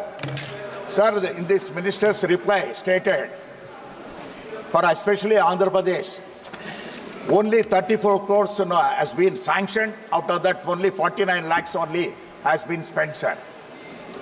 What is the reason also? I would like from the Honorable Minister. And not only that, sir, I requested him also whether this 50 crores is going to be increased later. Because 50 crores is a very small amount for a district, for a development, sir. And moreover, sir, one more thing also, whether this, the Prakasham district declared by Honorable Prime Minister at the instance of my leader, Honorable CM Chandrababu Naidu Garu, that when will it start also operationally, whether they are going to take it up with the existing aspirational districts list also. Sir, I was trying to make the honourable member understand that aspirational districts are not given funds from out of the government revolving funds. They are given a delta ranking by virtue of which there is competition amongst all the 112 aspirational districts. The first district amongst those 112 per month gets 10 crore rupees. The district that comes second gets 5 crore rupees. Apart from that, there are sectors like health and nutrition and agriculture and water harvesting, which are also assessed. And whoever comes first out of those 112 districts on these parameters is given 3 crores each. So there is no separate budget as such for aspirational districts. All schemes of the central government, all schemes of the state government, they are converged. There is then thereafter there is competition as to which is the best district. So all told, since its inception in 2018, 1,582 crores was given for aspirational districts program, which is devolved to the districts by virtue of Delta ranking system. After this, in first phase, which was from 2019 to 22, it was 974 crores. And the second phase, which is तो संसद भवन में दोनों सदनों में यानी लोकसभा और राज्यसभा दोनों ही जगह बजट के खिलाफ, बजट में दूसरे गैर एनडीए शासित राज्यों के साथ भेदभाव के खिलाफ विपक्षी दलों का विरोध प्रदर्शन जारी है। और इस बीच में सदन की कार्यवाही भी अभी चल रही है और लोकसभा में भी और राज्यसभा में भी, लेकिन विरोध प्रदर्शन जो संसद परिसर के बाहर और सदन के भीतर लोकसभा और राज्यसभा दोनों ही जगह इस चीज को लेकर के विरोध प्रदर्शन चल रहा है कि बजट में जो गैर एनडीए शासित राज्य हैं उनके साथ भेदभाव किया गया। इस बीच संसद के दोनों सदनों में बजट पर चर्चा भी जारी है। विरोध प्रदर्शन के बीच में लोकसभा और राज्यसभा में लोकसभा में स्पीकर ओम बिरला ने लोगों को, विपक्षी सांसदों को कहा कि आप लोग प्रदर्शन मत करिए, मना किया, लेकिन उनका विरोध जारी रहा। राज्यसभा में भी सभापति जयदीप धनखड़ ने उनको रोकने की कोशिश की, लेकिन दोनों ही जगह पर यह विरोध प्रदर्शन, और चूंकि संसद की कार्यवाही शुरू होने से पहले हम लोग देख रहे थे कि परिसर के बाहर, सदन के बाहर किस तरह से विरोध प्रदर्शन और नारेबाजी हो रही है। इसमें कांग्रेस पार्टी की नेता मल्लिकार्जुन खड़गे, अध्यक्ष सोनिया गांधी, राहुल गांधी, समाजवादी पार्टी के अखिलेश यादव, शिवसेना, जितने भी इंडिया के घटक दल हैं वो सारे सांसद वहां पर मौजूद थे, उनके नेता मौजूद थे और विरोध प्रदर्शन कर रहे थे। इस बीच ये विरोध प्रदर्शन अभी चल ही रहा है और संसद में के दोनों सदनों में बजट पर चर्चा भी जारी है। जी अमलेंदु जी हाँ, चर्चा भी जारी है और विरोध भी जारी है। दोनों चीज़ें जारी हैं। सरकार अपना काम कर रही है, विपक्ष अपना काम कर रहा है, सदन के अंदर भी और सदन के बाहर भी लगातार विरोध जारी है। और देखिए, मज़े की बात यह है कि जो स्पीकर ओम बिरला साहब, उन्होंने पहले सदन को चलाने की कोशिश की, जब काफ़ी जारी रहा। मुंगटा रेड्डी जो है वो बोलना शुरू किया, आंध्र प्रदेश के सांसद जो हैं वो तारीफ़ कर रहे थे बजट की। उसके बाद फिर उन्होंने कहा कि मुझको कई सांसदों ने चिट्ठी लिखी है। ओम बिरला साहब ने बताया कि वो सांसद जो है वो विरोध करते हैं और गेट पे आकर के विरोध करते हैं सदन के अंदर, ये बताया गया। तो ये अभी बजट पर चर्चा इशू निकाल के बाद होगी। बजट पर अभी प्रश्नकाल चल रहा है इस समय संसद में, दोनों सदनों में, और हम लोग लगातार देख रहे हैं कि विरोध प्रदर्शन भी विरोधी दलों का, इंडिया गठबंधन के नेताओं का जारी है। और सबसे बड़ा जो आरोप है वो यही है कि बजट में गैर एनडीए शासित राज्यों के साथ भेदभाव किया गया है। और इसके अलावा बहुत सारे जो दूसरे जिन राज्यों में एनडीए की भी सरकारें हैं, वहां के विपक्षी दलों के सांसद भी आरोप लगा रहे हैं कि उन राज्यों के साथ भी भेदभाव किया गया है। केवल दो राज्यों के साथ पूरी दरियादिली दिखाई गई है, वो राज्य हैं बिहार और आंध्र प्रदेश। क्योंकि इन दोनों ही राज्यों में उन पार्टियों की सरकारें हैं या एनडीए गठबंधन की सरकारें हैं जो भारतीय जनता पार्टी को केंद्र में सरकार चलाने के लिए सहयोग दे रही है। जी हाँ बिल्कुल। और इसीलिए जो है ये, जैसे हमने बात की कॉन्स्पिरेसी थ्योरी की, हालांकि बात है वो पता नहीं सच है गलत, लेकिन वो कि चंद्रबाबू नायडू के समर्थन वापसी की चिट्ठी कोई वायरल हुई और उसके बाद फिर ये किया गया, तो अब ये पता नहीं सच है गलत, लेकिन इसको आया। अब ये नहीं भी ये समझी तब भी ये तो साफ तौर पर समझा जा सकता है कि बजट में जिस तरीके से एलोकेशंस हुए हैं बजट के, और दो राज्यों को दिया गया है जो भी दिया गया है, अब जितना भी बजट था तो सब कुछ उठा करके दे दिया गया। हालांकि बिहार चुनावी राज्य है, लेकिन वो अगले साल चुनाव है, उससे पहले आपकी जहां सरकार है, डबल इंजन की सरकार, महाराष्ट्र, वहां भी तो आपकी सरकार है, वो भी चुनावी राज्य है और अभी वहां होना है, हरियाणा में होना है। तो आपने हरियाणा को भी नहीं दिया कुछ, आपने महाराष्ट्र को भी नहीं दिया, जबकि ये भी चुनावी राज्य है। अखिलेश यादव उत्तर प्रदेश को लेकर के सवाल उठा रहे हैं कि उत्तर प्रदेश को कुछ नहीं दिया गया, तो ये भी सवाल है कि उत्तर प्रदेश को कुछ नहीं दिया गया। तो ये राज्यसभा की कार्यवाही चल रही है, लोकसभा की भी जारी है, प्रश्नकाल चल रहा है। मल्लिकार्जुन खड़गे बोल रहे हैं राज्यसभा में, सुनते हैं उनको। मल्लिकार्जुन खड़गे क्या? तमिलनाडु को मिला ना, केरला को मिला ना, कर्नाटक को मिला ना, महाराष्ट्र को मिला ना, पंजाब ना, हरियाणा ना, राजस्थान ना, छत्तीसगढ़ ना, किसी स्टेट को कुछ नहीं, दिल्ली को नहीं दिया, तो मैं कितने गिनूं, ओडिशा को कुछ नहीं दिया। तो ऐसा बजट मैं कभी नहीं देखा, और ये सिर्फ किसी को खुश करने के लिए, कुर्सी बचाने के लिए वो ये सब हुआ है। इसका हम कंडम करते हैं, और इस ढंग से बजट पेश अगर हो गया, मैं समझता हूँ कर्नाटक से आए हैं सर, नहीं कर्नाटक से आए हैं सर, हमारी तो अपेक्षा ऐसी थी सबसे ज्यादा मुझे ही मिलेगा, लेकिन इतना हमको तो कुछ नहीं मिला। तो इसका तो हम कंडम करेंगे, प्रोटेस्ट करेंगे, और सारे इंडिया पार्टी अलायंस, सारे कन्याकुमारी से लेकर कश्मीर तक, नहीं मैं बोल देता हूँ, उन्होंने तो बोलने में, माता जी बोलने में तो एक्सपर्ट है, मुझे मालूम है, तो उसी लिए माता जी नहीं, आपकी बेटी के बराबर हैं। मैं अपनी बात रख रहा हूँ, तो इसीलिए सर मैं कंडम करता हूँ। अगर आप जिस जगह अपोजिशन पार्टी चुन के आ गई, जिस जगह आपको निग्लेक्ट किया गया है या लोगों ने नकार दिया आपको, उस जगह कुछ नहीं मिला। और लोग अगर ऐसा आप करते गए, अगर बैलेंस नहीं होगा, डेवलपमेंट कैसा होगा? आज आपके साथ है, कल लोग वो दूसरों के साथ हो गए। ये तो लोग अलग समय में अलग अलग से करते हैं, इसीलिए मैं इसका कंडम करता हूँ। हम सभी पार्टी के लोग इसको कंडम करते हैं, इस टाइप के एटीट्यूड के लिए। Sir, Honorable Finance Minister. Sir, thank you for giving me an opportunity to respond. Much before I respond, they would like to make a lot of noise and go away. In the true spirit of democracy, they don't even want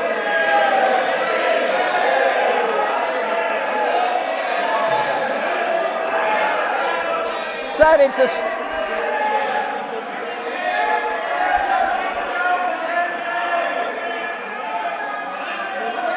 Nothing will go on record.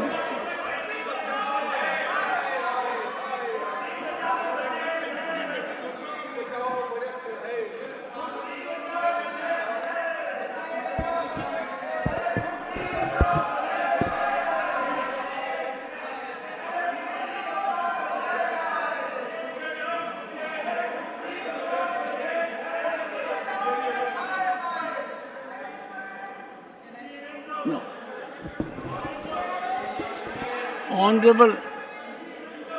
Honorable members, please. Honorable members, discussion on the budget was listed today, and I gave floor to the leader of the opposition in expectation that rules will be followed. I find it has been used as a ploy and a strategy. Honorable members, I strongly plead with you, democracy will be seriously threatened if disruption and disturbance are weaponized as a political strategy, as has been done now. Parliament is citadel of constitutional and democratic values and liberties. I am aghast, as a matter of fact, when during the day and days following, we'll have ample opportunity to reflect on the budget presented by the Honorable Finance Minister. There was absolutely no occasion, justification, even remotely, to avail the facility accorded by me for this purpose. I cannot persuade myself but to take serious exception to this unwholesome practice adopted by a senior member, leader of the opposition. I will call upon leaders of the parties to soul search, and my reflections about Rule 267, that in more than 3 decades it has been availed only for half a dozen occasions. And every day of the sitting, I get number of such requests. It is being taken as a routine exercise, as a habit. It has reduced itself to a farcical exercise.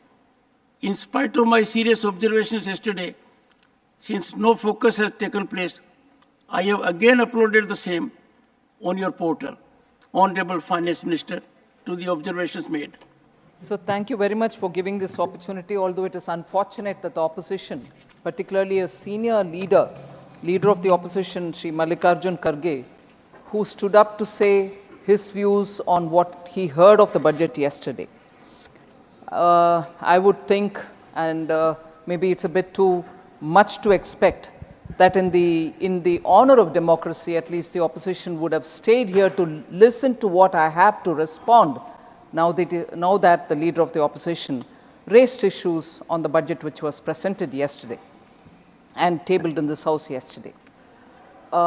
Just to the point that he raised, that I have not named many states and probably spoke about only 2 states.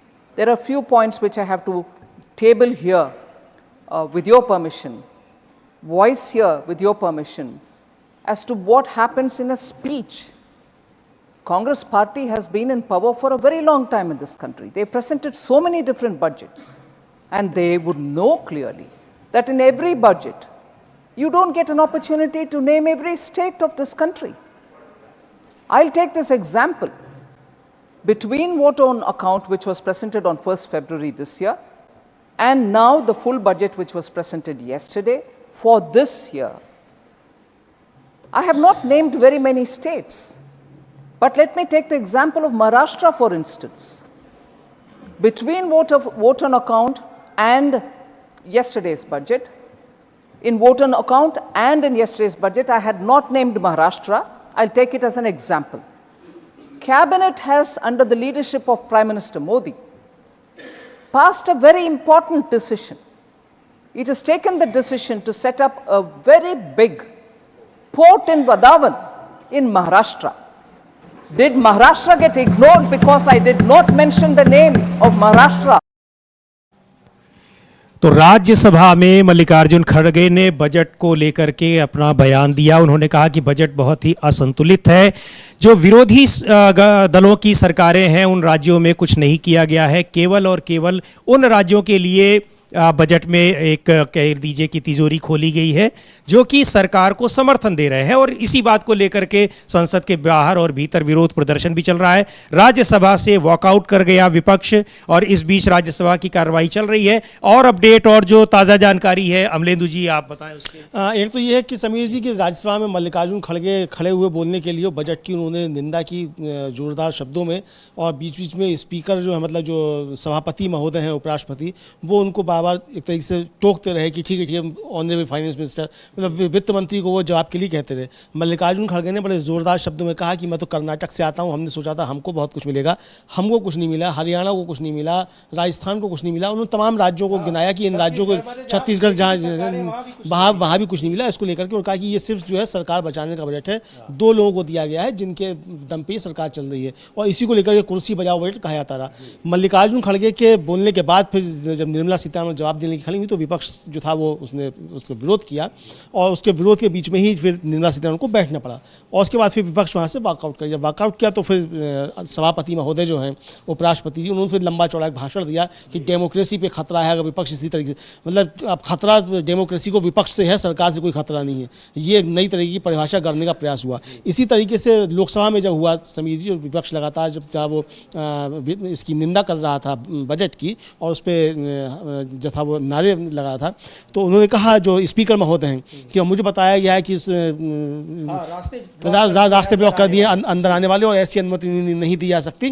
और मुझे कई सांसदों ने चिट्ठी लिखी। किरण रिजिजू संसदीय कार्य मंत्री हैं, वो खड़े हुए, उन्होंने कहा कि मुझको भी सब कुछ सांसदों ने पत्र लिखा है, तो बिरला साहब ने बताया कि नहीं मुझको भी पत्र लिखा है।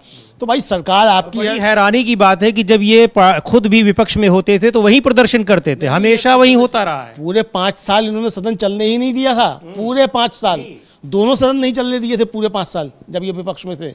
और सुषमा स्वराज का बयान वो खूब वायरल होता है कि जी सदन चलाना सरकार की जिम्मेदारी, विपक्ष का काम नहीं है। तो लेकिन यहाँ तो ये मसला है नहीं कि सदन कौन चलाएगा कौन चलाएगा, यहाँ तो अब ये बताया जा रहा है कि विपक्ष से खतरा है, यानी विपक्ष जो है जनता की आवाज़ सदन के अंदर नहीं उठाएगा, सरकार की चमचागिरी करेगा, ये बताने की कोशिश एक तरीके से की जा रही। तो ये बहुत गंभीर मतलब खतरे जो है डेमोक्रेसी के ऊपर अब सरकार की तरफ से विरोध प्रदर्शन को भी रोकने की कोशिश है कि आप किस तरह से कहां करेंगे, कैसे करेंगे, ये सारी चीजें। अब कुछ प्रतिक्रियाएं आ रही हैं कुछ राजनीतिक दलों के नेताओं की संसद परिसर के भीतर से, सुनते हैं। गौरव गोगोई कांग्रेस के नेता हैं, उन्होंने कुछ कहा है, एक बार सुनते हैं वो क्या कह रहे हैं। पूरा देश इस बजट से नाराज है। भारत के हर प्रदेश में नाराजगी है क्योंकि उनके जो मूल समस्या हैं उनको समाधान भाजपा नहीं कर पाई। एक हताश सरकार की हताशी से भरी हुई बजट, एक मजबूरी जो है इस सरकार की वो साफ साफ इस बजट में झलकता है। और उसके विरोध में जो अन्याय हुआ है उसके विरोध में आज इंडिया अलायंस पार्टीज ने सदन के बाहर ये विरोध जताया है। सर, आप लोगों के मुद्दे जो पॉइंट्स हैं इसमें क्या क्या है, जो अहम पॉइंट है जिसको लेकर के विरोध है आपका? हर प्रदेश में नाराजगी है, चाहे तमिलनाडु की बात करें, कर्नाटक की बात करें, महाराष्ट्र की बात करें, हरियाणा की बात करें, उत्तर पूर्वांचल की बात करें, चाहे जम्मू की बात करें, तो हर प्रदेश की ये जो आकांक्षाएं थे, महत्वाकांक्षाएं थे इस बजट को लेके। तो कांग्रेस नेता गौरव गोगोई कह रहे हैं कि पूरे देश में नाराजगी है, बजट को लेकर के कोई खुश नहीं है। और एक बार फिर रुख करते हैं राज्यसभा का, वहां की कार्यवाही चल रही है, प्रश्नकाल चल रहा है, देखते हैं वहां इस समय क्या हो रहा है। We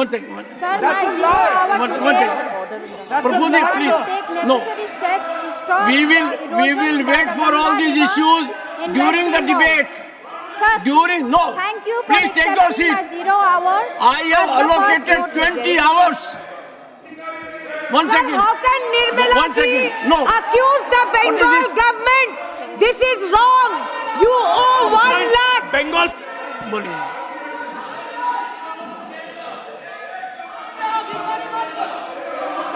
Mr. Patel, Mr. Patel, Mr. Patel, Mr. Patel, Mr. Patel, please, all of you, take your seat, take your seat, take your seat, take your seat, take your seat, take your seat.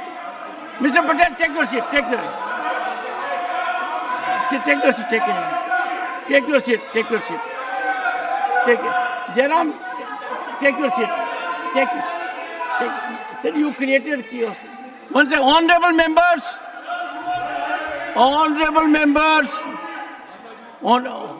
one second, please allow me to speak, please,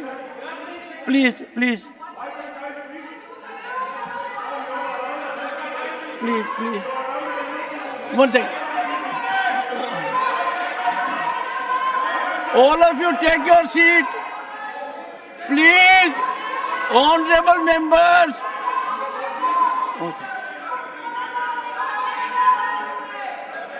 Shrimati Mausam Noor. 0 hour today. Yes. Is demand to take Demand. Nothing has been on record. Stop Nothing the has. action by the Ganga River in Malda, West Bengal. One second. Honorable members. No. Shashmit Mata, please. No. This is injustice to No. Bengal, Digvijayi, sir. please. Finance Minister is insulting Bengal. Digvijayi, Finance Minister is insulting Bengal, sir. Government of Modi Mono. Please. Honorable Minister, please. No. Don't force my hands. Honorable members, please. Honorable members. No, 1 second. Take your seat. No, take your seat. Take your seat. 1 second. Honorable members, Honorable Minister, please. Honorable Minister, nothing will go on record. Please. Nothing will go on record. Honorable members, I gave the floor to leader of the opposition and he made his point. since the Honorable Finance Minister had to say something, there is a right. Rest of you will have ample opportunity during 20 hours, and I will increase the time also to accommodate others. And let us set some example. Please, the way we have done it is not good. Please. Srimati Mosam Noor. Yes, please, here. Sir, my 0 hour today. She is raising a good point. One second. Steps to stop. 1 second. Demand to take, 1 second. Why don't you hear the lady?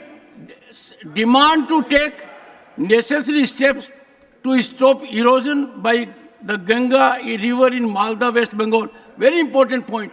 Yes, madam. Sir, thank you for accepting my 0 hour as the first notice. You have been very generous. However, the finance minister has not been at all generous.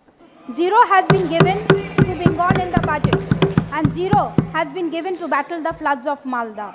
So here I am in तो हंगामे के बीच राज्यसभा लोकसभा की कार्यवाही भी चल रही है, लेकिन विपक्ष के नेता इस बात को लेकर के लगातार प्रदर्शन कर रहे हैं, विरोध कर रहे हैं कि बजट में जो गैर एनडीए शासित राज्य हैं उनके साथ भेदभाव किया गया। राज्यसभा से एक बार बहिर्गमन भी हुआ, इंडिया गठबंधन के सांसदों ने किया।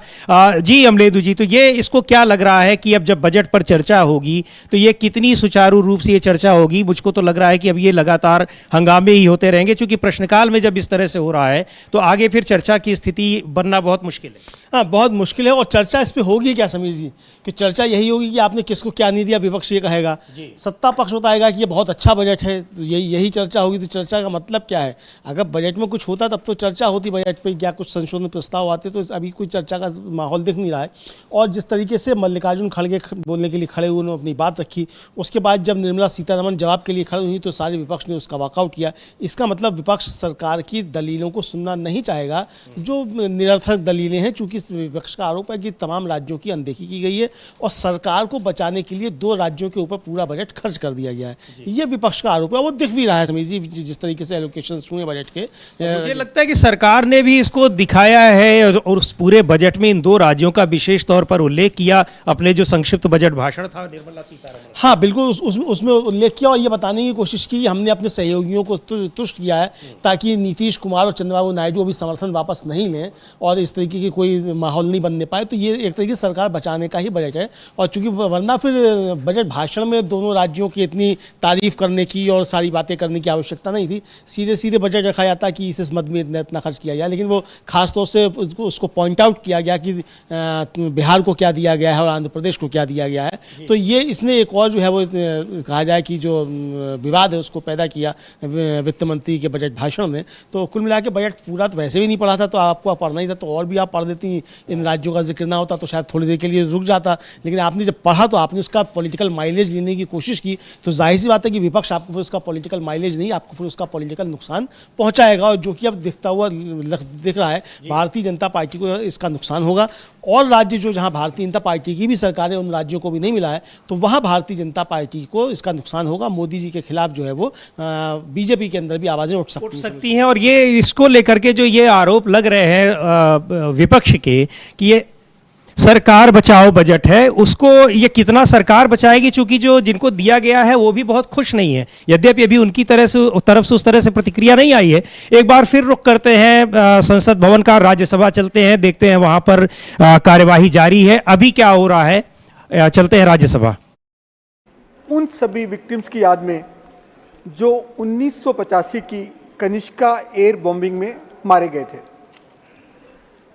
कनिष्का एयर बॉम्बिंग 9/11 हमले से पहले तक विश्व का सबसे बड़ा एविएशन अटैक था, जिसमें 23 जून 1985 को एयर इंडिया फ्लाइट 182 में बम लगाया गया, जिसके कारण सभी 329 यात्रियों की मृत्यु हो गई थी, जिसमें के 82 बच्चे भी थे।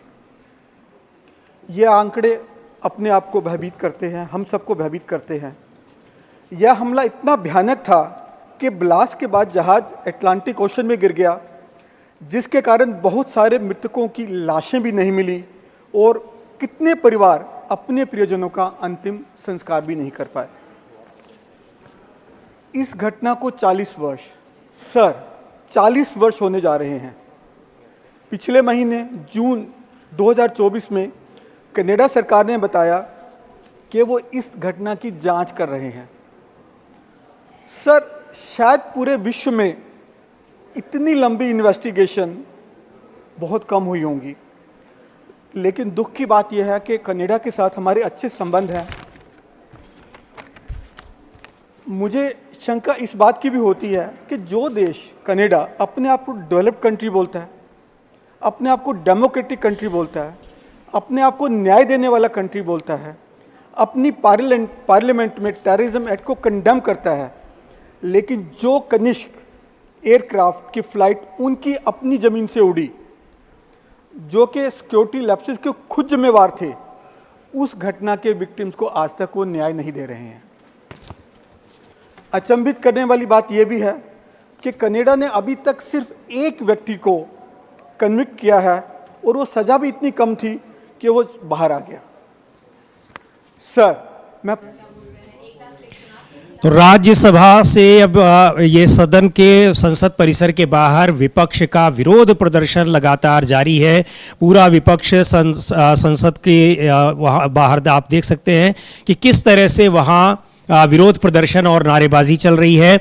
जो बजट में जो प्रावधान किए गए हैं, खासतौर से जो केवल 2 राज्यों को विशेष तवज्जो दी गई है, उसके खिलाफ संसद में जोरदार हंगामा चल रहा है, विरोध प्रदर्शन चल रहा है।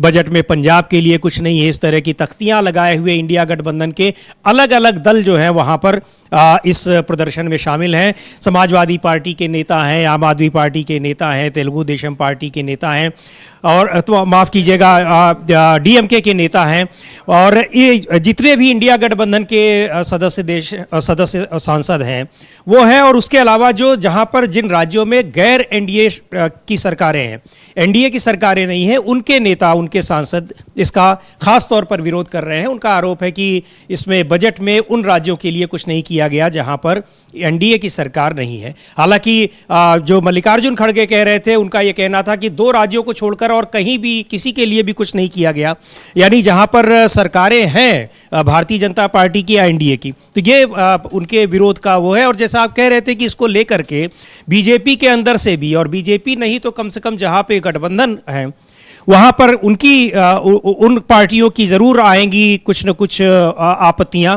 अभी फिलहाल नहीं आई हैं, अभी विरोधी दलों की आ रही हैं।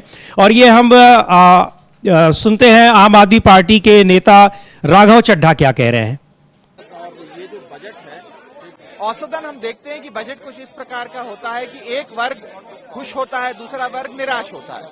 लेकिन ये कमाल का बजट इजाद किया गया है जिसमें लगभग इस देश का हर वर्ग निराश हुआ है, मात्र 2 व्यक्तियों को छोड़ के, नीतीश कुमार और चंद्रबाबू नायडू। मैं पूछना चाहता हूं कि वो राज्य जिन्होंने अभूतपूर्व समर्थन भाजपा को दिया, अपने राज्यों की लगभग सारी सीटें दे दी, जैसे कि दिल्ली है, गुजरात है, उड़ीसा है, हिमाचल प्रदेश है, झारखंड, छत्तीसगढ़ है, मध्य प्रदेश है, इन राज्यों को क्या मिला इस बजट में? इन राज्यों को कुछ नहीं मिला। और जिन राज्यों ने भाजपा को इतना समर्थन नहीं दिया, या जिन राज्यों के समर्थन से सरकार मुश्किल से चल पा रही है, जैसे कि बिहार और आंध्रा, उनको सब कुछ लुटा दिया गया। तो इससे तो यही सार मिलता है कि जो राज्य भाजपा को कम वोट देता है उसे ज्यादा दिया जाएगा, तो आगे के लिए सीख ले लीजिए। और दूसरी चीज, जहां तक एक आम नागरिक की बात है, इसमें कोई दो राय नहीं है। आपका इकोनॉमिक सर्वे भी, सीएमआई की रिपोर्ट भी, और जितने भी ये एजेंसीज हैं, इनकी जो भी सालाना रिपोर्ट्स आती हैं, साफ बताती हैं कि इस देश में आय तो बढ़ नहीं रही, लेकिन महंगाई बढ़ती जा रही है। अगर आय महंगाई के अनुसार नहीं बढ़ेगी तो इस देश का हर नागरिक 1 महीने से गरीब होता जा रहा है। और उसके ऊपर निवेश करने वाली जो एक बहुत बड़ी तादाद थी इस देश में, उसको लाचारी के कगार पे लाकर सरकार ने खड़ा कर दिया, जिसमें सबसे बड़ा, मैं कहूंगा, बॉडी ब्लो इस देश के इन्वेस्टर्स को दिया गया है, वो है इंडेक्सेशन की। जो लाभ आपको दिया जाता था वो आपसे छीन लिया। इंडेक्सेशन छीनना, इन्वेस्टर्स पे टैक्स लगाना। तो राघव चड्ढा आम आदमी पार्टी के सांसद राज्यसभा सदस्य हैं, वो भी इस बात को लेकर के नाराज़गी जता रहे हैं कि उन्हीं राज्यों को बजट में तवज्जो दी गई है, उन्हीं को पैसे दिए गए हैं जिन राज्यों की मदद से, जिन राज्यों की बैसाखी पर सरकार चल रही है। हालांकि अब इस तरह की भी बातें आ रही हैं कि तेलुगु देशम पार्टी में भी बहुत ज़्यादा इस चीज़ को लेकर के प्रसन्नता नहीं है, चूँकि उनकी मांग कुछ ज़्यादा थी, उनको मात्र 15,000 करोड़ रुपए मिले, जबकि बिहार को उसकी तुलना में कहीं ज़्यादा मिला है। बिहार के सांसद केवल जनता दल यूनाइटेड के सांसद जो समर्थन कर रहे हैं भारतीय जनता पार्टी का सरकार चलाने के लिए, एनडीए की सरकार चलाने के लिए, उनको 12 सांसदों की तुलना में ज़्यादा कहीं मिला है, कई गुना ज़्यादा मिला है, जबकि तेलुगु देशम पार्टी के 16 सांसद हैं। अगर इस लिहाज से ही देखा जाए, जैसा कि सरकार बचाओ बजट कहा जा रहा है, तो सरकार को बचाने वालों के साथ भी भेदभाव किया जा रहा है। इस तरह की बातें भी अब सामने आ रही हैं। हाँ, बिल्कुल इस तरह की बातें भी सामने आ रही है। कुल मिला के समझ लीजिए कि 28 सांसदों के लिए जो है ये बजट पूरा दे दिया गया जी, यानी 16 सांसद जो है वो दिखा रहा है कि सरकार चलाने की कितनी विवशता और कितनी उत्सुकता है कि सरकार किसी कीमत पे छोड़ नहीं सकते हैं। ये तो देखिए, एक अकेला सब पे भारी जो है, एक अकेले जो सब पे भारी थे, वो एक अकेले कितने भारी हैं कि 28 सांसदों के सामने नाक रगड़ती हुई पूरी सरकार नजर आ रही है। तो ये आप देख सकते हैं कि पूरा बजट आपने खर्च कर दिया सिर्फ सरकार बचाने के लिए, इसलिए कि नरेंद्र मोदी प्रधानमंत्री बने रहें, इसके लिए आपने पूरा बजट 2 राज्यों के ऊपर खर्च कर दिया। तो ये तो जो विपक्ष आरोप लगा रहा है कि ये सरकार बचाने का बजट है, तो ये तो साफ दिखाई पड़ रहा है कि सरकार बचाने का बजट है। मीसा भारती शायद कुछ कह रही हैं, इनको भी। हाँ, ये संसद परिसर में मीसा भारती कुछ कह रही हैं, आरजेडी की नेता सांसद, सुना जाए इनको। किस तरह का कायाकल्प हम लोग भी जानना चाहते हैं, क्योंकि हम लोग भी बिहार से आते हैं, तो चाहते हैं कि बिहार को मिला क्या है।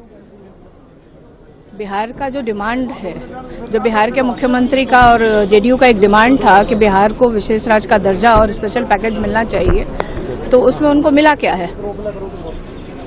कहीं ना कहीं एक तरह से देखा जाए तो उनको मतलब एक तरह से एक झुंझुना और एक लॉलीपॉप देके उनको जो प्रधानमंत्री जी के सर के ऊपर जो तलवार लटकी हुई है, उसको फिलहाल टालने के लिए उनको वो दिया गया है। तो ये क्या जो बिहार के लिए जो योजनाएं हैं या जो भी है, तो क्या ये एक मुश्त, ये पैसे क्या एक मुश्त में चेक काट के प्रधानमंत्री जी मुख्यमंत्री के हाथ में जा रहे हैं, थमाने हैं। आप बताइए, बिहार का अपना खुद का बजट 2,50,000 करोड़ का होता है, उसमें ये और योजना, ये तो ऑनगोइंग प्रोसेस है।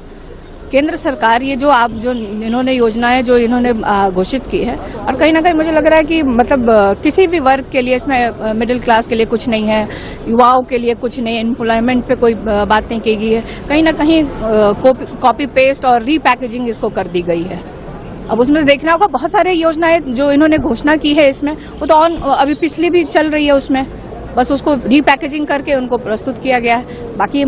बाकी और डिटेल में देखने से पता चलेगा। नीतीश कुमार का कल बयान है, उस बयान में ये कह रहे हैं कि हमने पहले ही कहा था कि एक नेचुरल अलायंस है, और जब ये अलायंस हुआ है तो बिहार प्रगति के राह पे जाएगा, और हो रहा है। प्रधानमंत्री मोदी के नेतृत्व में जो बजट हुआ है वो बिहार में डेवलपमेंट लाएगा। देखिए, कहीं ना कहीं बिहार का चुनाव है, और हम लोग को ये लगता है और बिहार की जनता को ये लगता है कि ये चुनावी घोषणाएं साबित होगी, ये जो कहा गया है इस बजट में।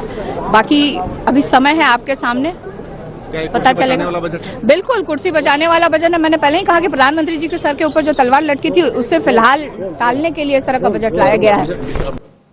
कुर्सी बचाने वाला बजट मीसा भारती आरजेडी की सांसद हैं, कह रही हैं। और इसके अलावा ये देखते हैं कि राज्यसभा के भीतर मल्लिकार्जुन खड़गे ने क्या कहा, जिसको लेकर के जो उन्होंने अपनी नाराजगी जताई, और उन्होंने कहा कि बहुत ही असंतुलित बजट है। सुनते हैं एक बार कि मल्लिकार्जुन खड़गे ने राज्यसभा में क्या कहा।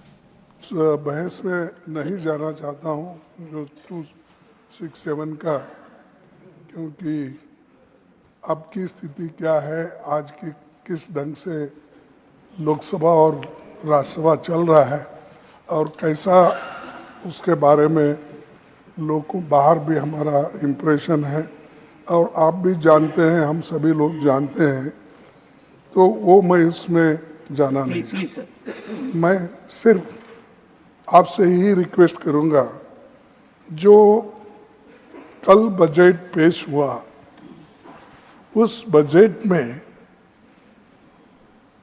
किसी स्टेट को कुछ नहीं मिला, और सबके थाली खाली, और 2 के थाली में पकोड़ा और ये अपना जलेबी, ये दो छोड़ के किसी को नहीं मिला कुछ। ना तमिलनाडु को मिला, ना केरला को मिला, ना कर्नाटक को मिला, ना महाराष्ट्र को मिला, ना पंजाब, ना हरियाणा, ना राजस्थान, ना छत्तीसगढ़, ना किसी स्टेट को कुछ नहीं, दिल्ली को नहीं दिया। तो मैं कितने गिनूं, ओडिशा को कुछ नहीं दिया। तो ऐसा बजट मैं कभी नहीं देखा। और ये सिर्फ किसी को खुश करने के लिए, कुर्सी बचाने के लिए वो ये सब हुआ है। इसका हम कंडम करते हैं। और इस ढंग से बजट पेश अगर हो गया, मैं समझता हूँ कर्नाटक से आए हैं। नहीं, कर्नाटक से आए हैं सर। हमारी तो अपेक्षा ऐसी थी सबसे ज्यादा मुझे ही मिलेगा, लेकिन इतना हमको तो कुछ नहीं मिला। तो इसका तो हम कंडम करेंगे, प्रोटेस्ट करेंगे। और सारे इंडिया पार्टी अलायंस, सारे कन्याकुमारी से लेकर कश्मीर तक, नहीं मैं बोल देता हूँ, उन्होंने तो बोलने में, माता जी बोलने में तो एक्सपर्ट है, मुझे मालूम है। तो उसी लिए माता जी नहीं, आपकी बेटी के बराबर हैं। मैं अपनी बात रख रहा हूँ। तो इसीलिए सर मैं कंडम करता हूँ। अगर आप जिस जगह अपोजिशन पार्टी चुन के आ गई, जिस जगह आपको निग्लेक्ट किया गया है या लोगों ने नकार दिया आपको, उस जगह कुछ नहीं मिला। और लोग अगर ऐसा आप करते गए, अगर बैलेंस नहीं होगा, डेवलपमेंट कैसा होगा? आज आपके साथ है, कल लोग वो दूसरों के साथ हो गए। ये तो लोग अलग समय में अलग अलग से करते हैं। इसीलिए मैं इसका कंडम करता हूँ। हम सभी पार्टी के लोग इसको कंडम करते हैं। मल्लिकार्जुन खड़गे, बड़ा लंबा राजनीतिक इनका अनुभव है, संसदीय राजनीति का भी बड़ा लंबा अनुभव है। कह रहे हैं कि इन्होंने अभी तक ऐसा बजट कभी नहीं देखा जो कि इस तरह से राज्यों के बीच भेदभाव करता हो। और अमलेंदु जी, इस समय एक बहुत बड़ी खबर आ रही है कि नेपाल में प्लेन क्रैश की, नेपाल में प्लेन क्रैश की खबर आ रही है। जो त्रिभुवन हवाई अड्डा है नेपाल में, उस पर एक रनवे पे हवाई जहाज फिसल गया। 19 यात्री उसमें सवार थे और अभी तक किसी के हताहत होने की खबर तो नहीं आई है। सूचना जब आएगी तब उसको बताएंगे। लेकिन अभी ये बड़ी खबर आ रही है कि वो प्लेन क्रैश हुआ है वहां और 19 यात्री उसमें सवार थे। अभी उसकी विस्तृत सूचना नेपाल के काठमांडू में, राजधानी काठमांडू में त्रिभुवन एयरपोर्ट पर एक प्लेन क्रैश की, जब वो टेक ऑफ कर रहा था उस दौरान उसके क्रैश होने की खबर आ रही है। और इस पर जो अभी और अपडेट्स आनी बाकी हैं, अभी और जो प्रारंभिक खबरें हैं वो केवल यही है कि वहां पर एक प्लेन क्रैश की खबर है, एक विमान दुर्घटना होने की खबर है नेपाल की राजधानी काठमांडू में त्रिभुवन एयरपोर्ट पर। 19 लोग इस विमान में सवार थे। ये अभी की ताज़ा खबर है, बड़ी खबर है। टेक ऑफ के दौरान रनवे से फिसल गया हवाई जहाज जिसमें 19 यात्री सवार थे।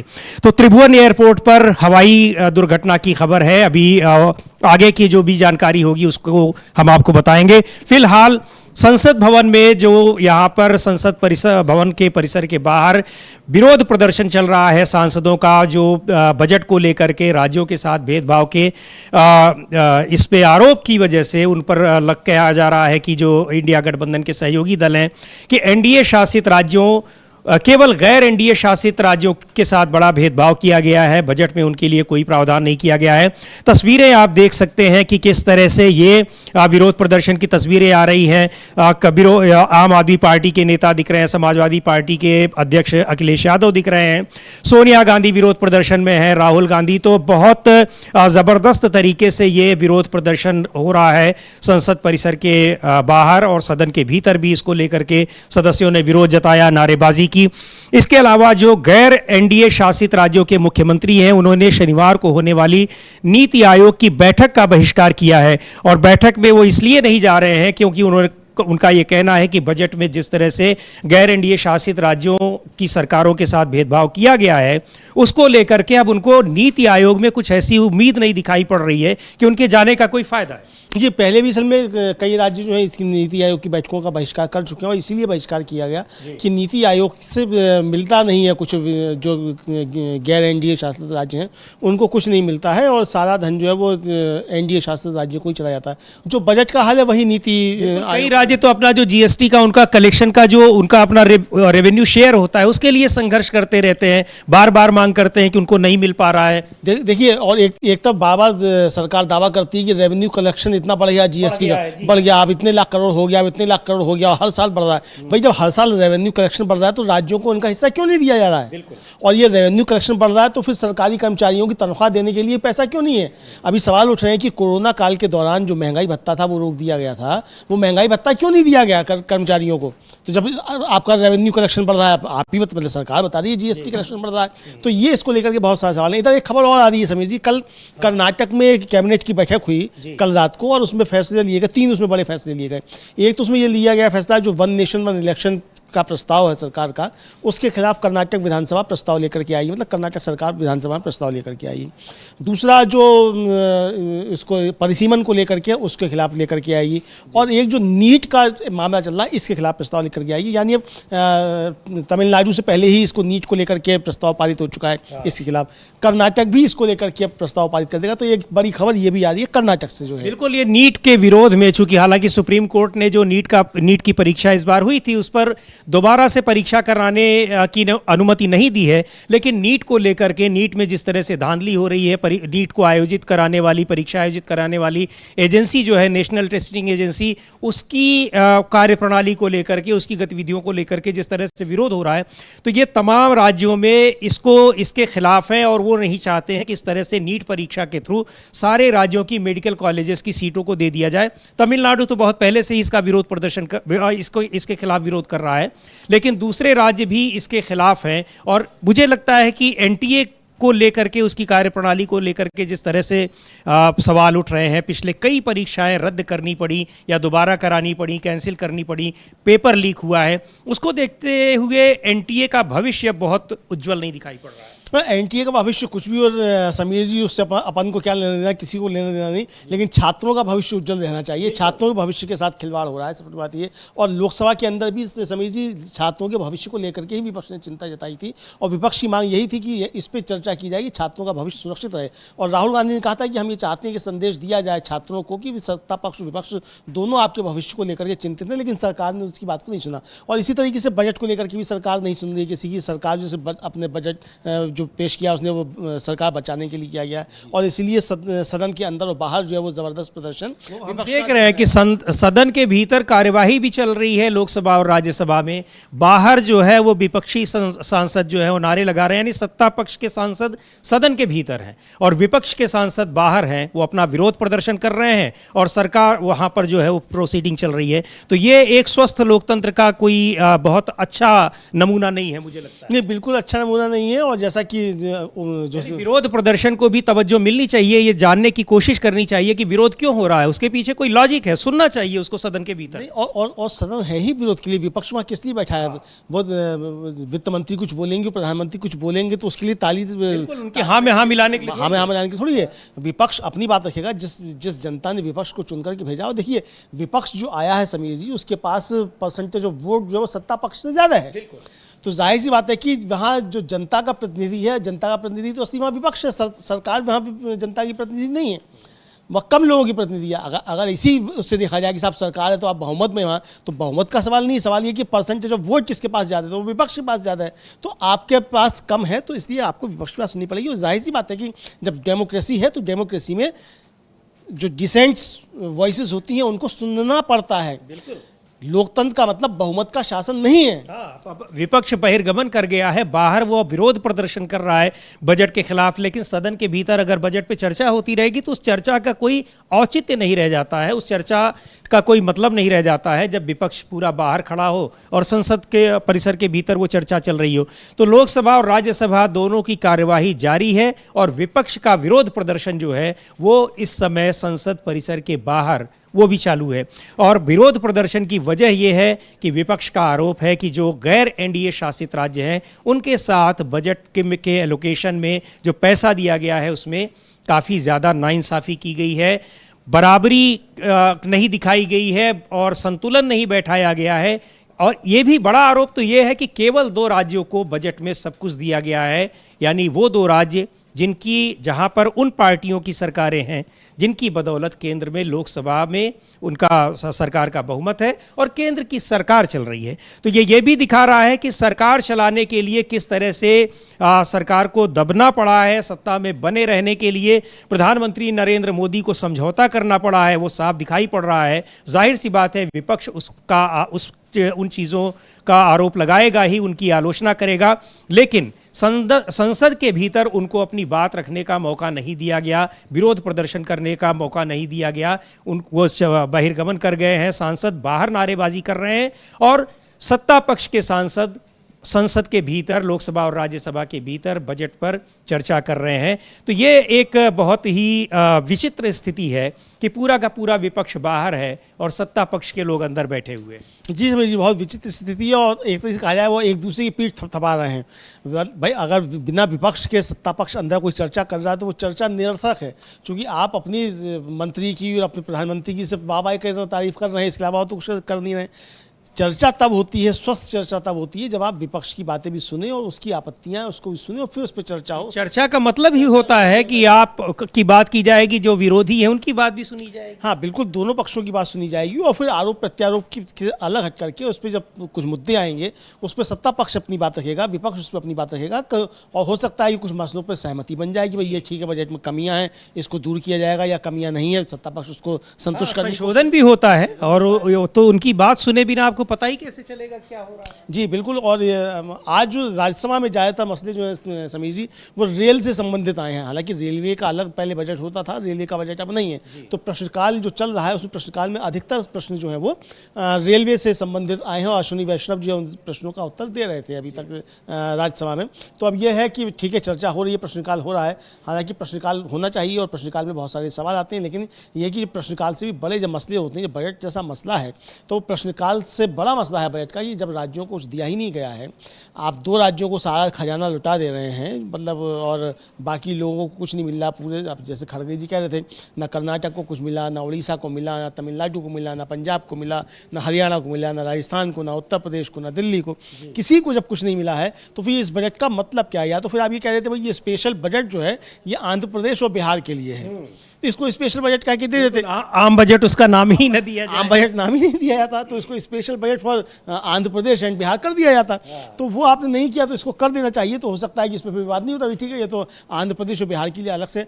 भाई अगर आंध्र प्रदेश और बिहार को स्पेशल पैकेज की मांग की जा रही थी, विशेष राज्य का दर्जा दिए जाने की मांग की जा रही थी, आपने वो नहीं दिया और ये पैसा दिया है, तो आप इसको कह देते कि भाई ये स्पेशल पैकेज हमने उनको अलग से दिया है। आप बजट में ही स्पेशल पैकेज बता देते कि इन राज्यों को हमने स्पेशल पैकेज दिया और क्यों दिया।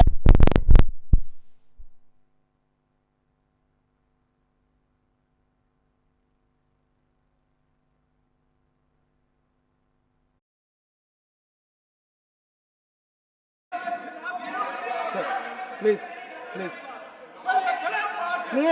Please, take your seat. Sir, Manialo, please, Manialo, please. Sir, मैं आपसे विनती करता हूं कि जो विषय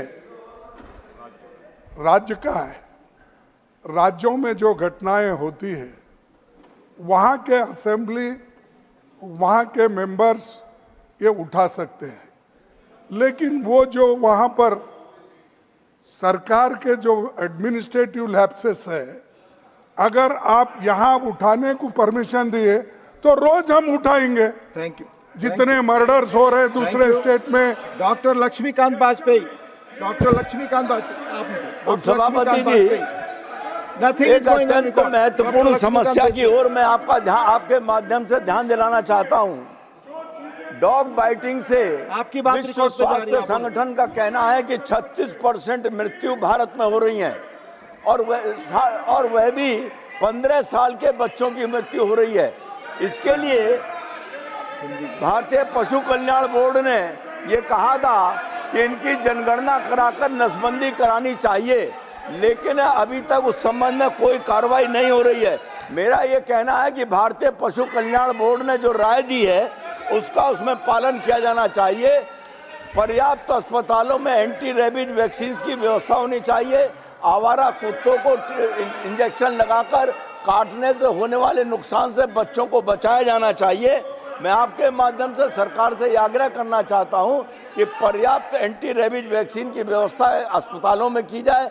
आवारा कुत्तों की नसबंदी करके उनको भी टीका लगाया जाए और पालतू पशुओं को भी टीका लगाने का किया जाए, ये मेरा आग्रह है। डॉक्टर जोस के मनी, डॉक्टर जोस के मनी, डॉक्टर जोस के money. Thank you, sir. Sir, I urge the government to formulate a comprehensive legislation to regulate, to prevent the dangers associated with artificial intelligence in our country. AI is very much a part of our present reality. Soon it will be the part of every person's daily life and decision-making process. However, there are inherent dangers and significant risks associated with AI. The risks associated with AI are not limited to individuals. They extend to society as a whole. The foremost issue is the case of data privacy. AI systems rely on vast amounts of data to learn, adapt, and make decisions. This data often includes sensitive personal information, which, if not properly protected, can lead to severe privacy violations. Don't shout. AI-powered tools can extract sensitive information from database, social media accounts, or online platform without obtaining proper consent. This is only breaches individual privacy rights, but also exposes them to potential financial and personal harm. AI system can analyze and combine data from multiple sources, creating detailed profiles of individuals without their knowledge or consent. This pervasive surveillance can lead to loss of autonomy and control over personal information.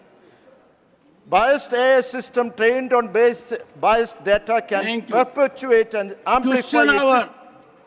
Question hour, question number 16, Dr. Dinesh Sharma. Dr. Dinesh Sharma.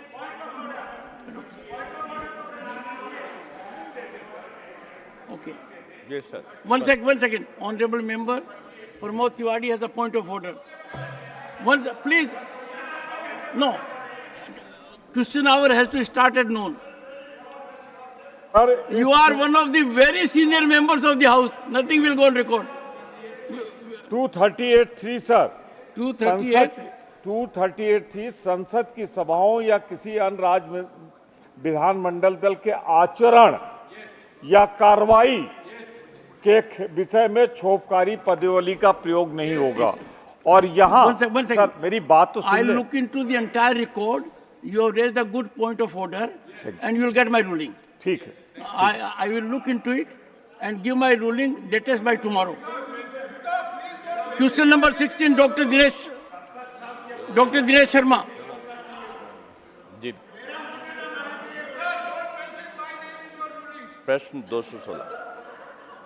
Honorable Minister.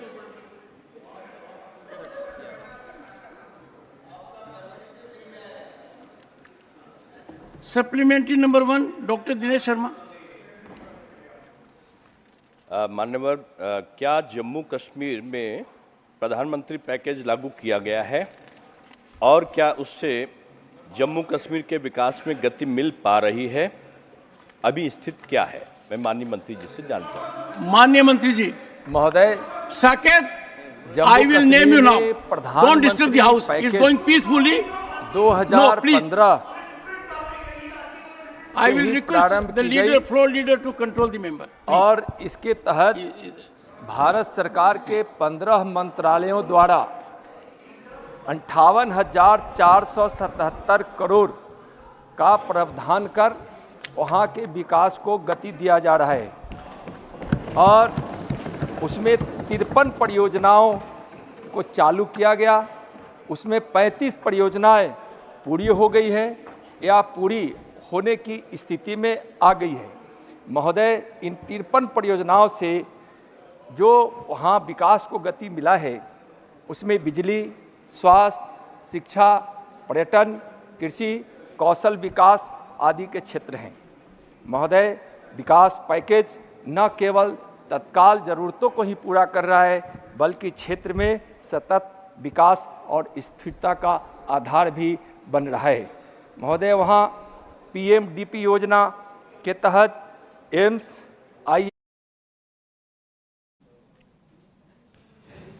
तो प्रश्नकाल जारी है अभी लोकसभा और राज्यसभा में, और इस विरोध प्रदर्शन भी जारी है। जो इंडिया गठबंधन के सांसद हैं, इंडिया गठबंधन के नेता हैं तमाम, वो बजट को लेकर के, बजट में जिस तरह से गैर एनडीए शासित राज्यों के साथ भेदभाव किया गया है, जिसका वो आरोप लगा रहे हैं, उसके खिलाफ प्रदर्शन लगातार कर रहे हैं।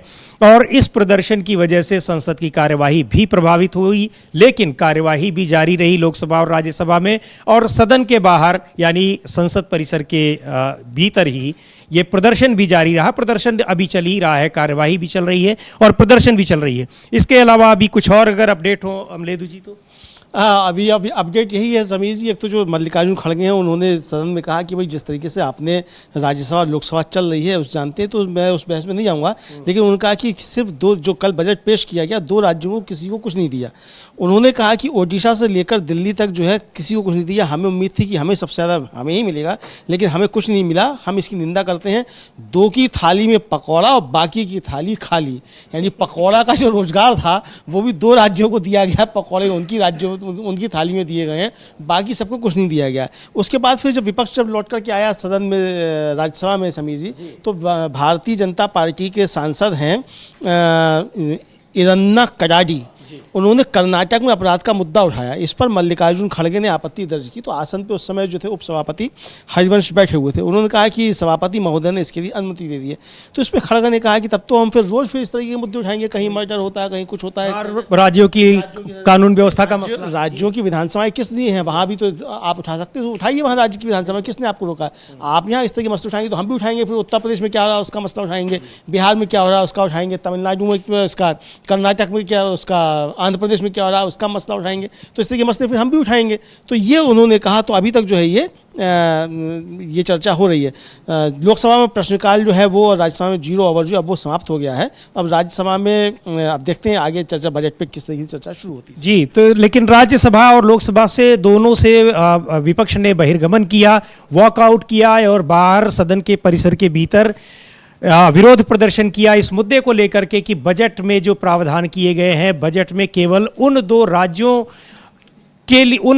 के लिए मुख्य प्रावधान किए गए हैं जहां के सांसदों की बदौलत केंद्र की सरकार चल रही है। ये बड़ा आरोप लगाया गया है। मल्लिकार्जुन खड़गे जो कांग्रेस पार्टी के नेता है, राष्ट्रीय अध्यक्ष हैं, उनका कहना है कि उन्होंने अपने राजनीतिक जीवन में इस तरह का बजट नहीं देखा कि केवल और केवल 2 राज्यों को, जिसकी यानी चूंकि गठबंधन सरकारें काफ़ी चली है और मल्लिकार्जुन खड़गे का जो संसदीय जीवन है, संसदीय राजनीति का उनका अपना एक अच्छा खासा अनुभव है। अगर वो ये बात कह रहे हैं तो इसमें अपने आप में बहुत गंभीर बात है कि आप केवल जो बैसाखी प्रदान कर रही हैं पार्टियां, उन पार्टियों की सरकारें जहां पर जिन राज्यों में हैं, यहाँ पे ख़ास तौर पे बात हो रही है बिहार और आंध्र प्रदेश की, उनके लिए विशेष पैकेज लगभग 2 लाख करोड़ रुपए की व्यवस्था की गई है बजट में।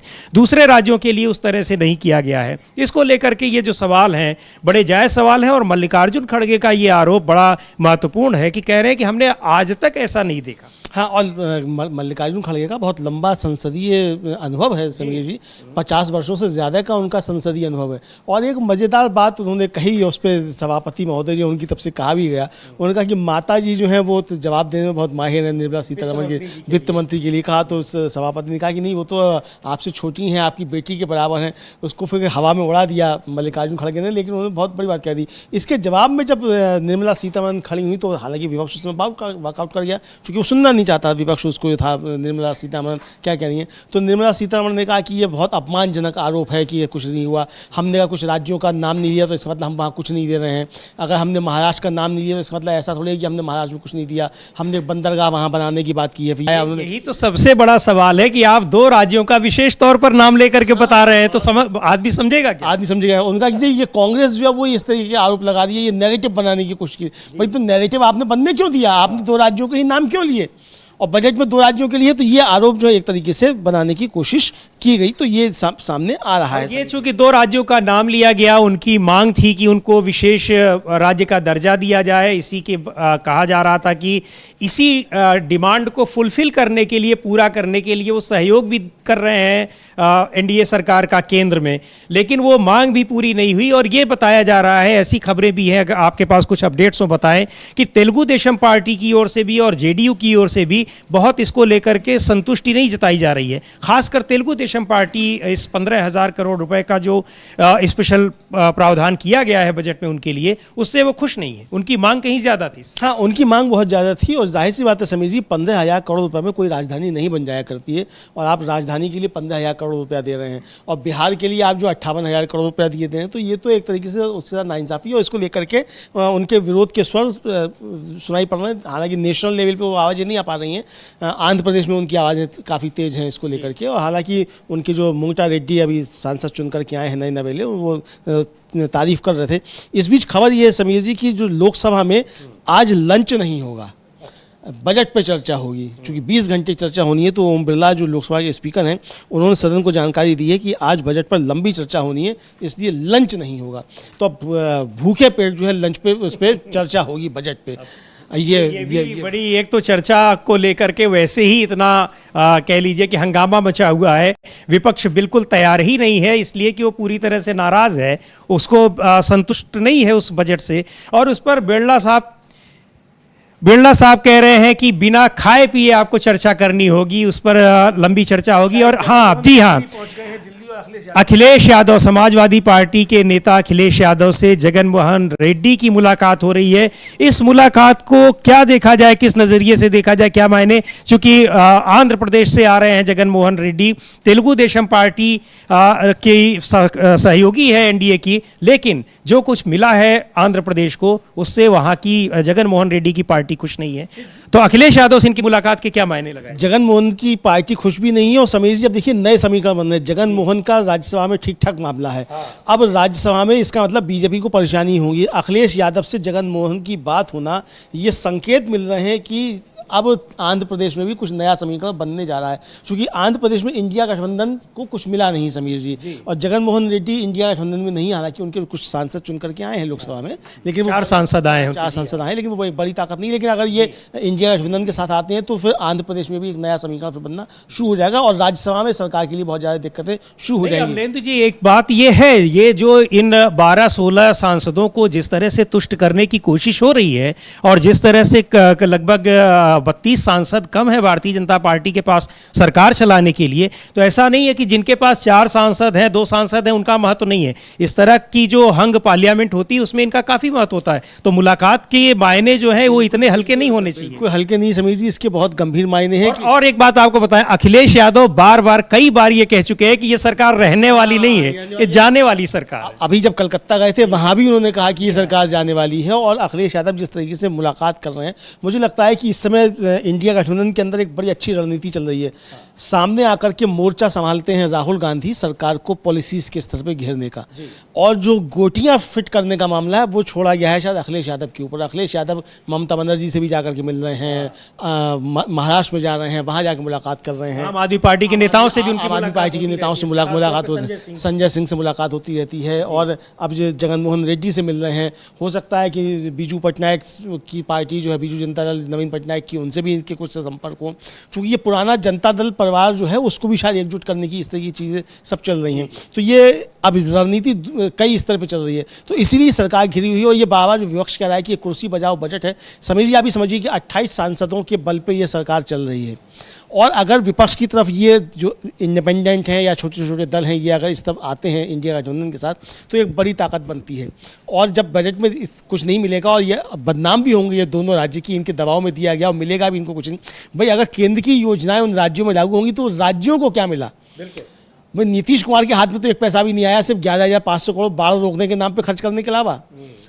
तो वो तो बह जाएंगे पहाड़ में, वो तो सब जानते हैं। तो 11,500 करोड़ ही मिले, तो बाकी राज्य के लिए खर्च करना था पुल बनाने के लिए, ताकि पुल भी बनाने वो भी केंद्र सरकार बनाएगी। तो राज्य को जो पुल बनाने थे ताकि वो पुल गिरते, तो गिरने के लिए वो पुलों का पैसा भी नहीं दिया गया है। तो नीतीश कुमार को उसका क्या फायदा हुआ? इसी तरीके से चंद्रबाबू नायडू को क्या हुआ? राज्य की राजधानी 15,000 करोड़ में बन भी नहीं जाएगी। तो ये सब दिक्कतें हैं। तो ये उनके अंदर भी जब चीज़ें होंगी, अभी तो खैर चलिए एक्सटेंशन पे सरकार है, जो कहा गया कांग्रेस की तरफ से कहा गया कि अब की बार एक्सटेंशन सरकार, ये एक्सटेंशन की सरकार है। और निर्मला सीतारमण जो है कल वो एक्सटेंशन का बार जिक्र भी कर रही थी, एक्सटेंशन। तो बजट में एक्सटेंशन है तो ये सरकार भी एक्सटेंशन पे है। और ये सरकार तो पहले अधिकारियों को एक्सटेंशन पे करती थी, अब मोदी जी एक्सटेंशन पे प्रधानमंत्री हैं। जब तक चाहेंगे नीतीश कुमार और चंद्रबाबू नायडू तब तक नरेंद्र मोदी प्रधानमंत्री हैं। और जिस दिन चंद्रबाबू नायडू और नीतीश कुमार रात को उन्हें कोई सपना आएगा, सुबह उठ के समर्थन वापस ले लेंगे तो मोदी जी नीचे आ जाएंगे, ज़मीन पे आ जाएंगे। और शायद यही वजह है कि जैसे अखिलेश यादव लगातार ये कहते हैं कि ये सरकार रहने वाली नहीं, टिकने वाली नहीं, जाने वाली है। उसी तरीके से आपने ध्यान दिया होगा कि प्रधानमंत्री मोदी जी बार बार ये बात याद दिलाना चाहते हैं कि हम सरकार तीसरी बार लौट करके आई है, बहुमत की सरकार है, 5 साल चलेगी।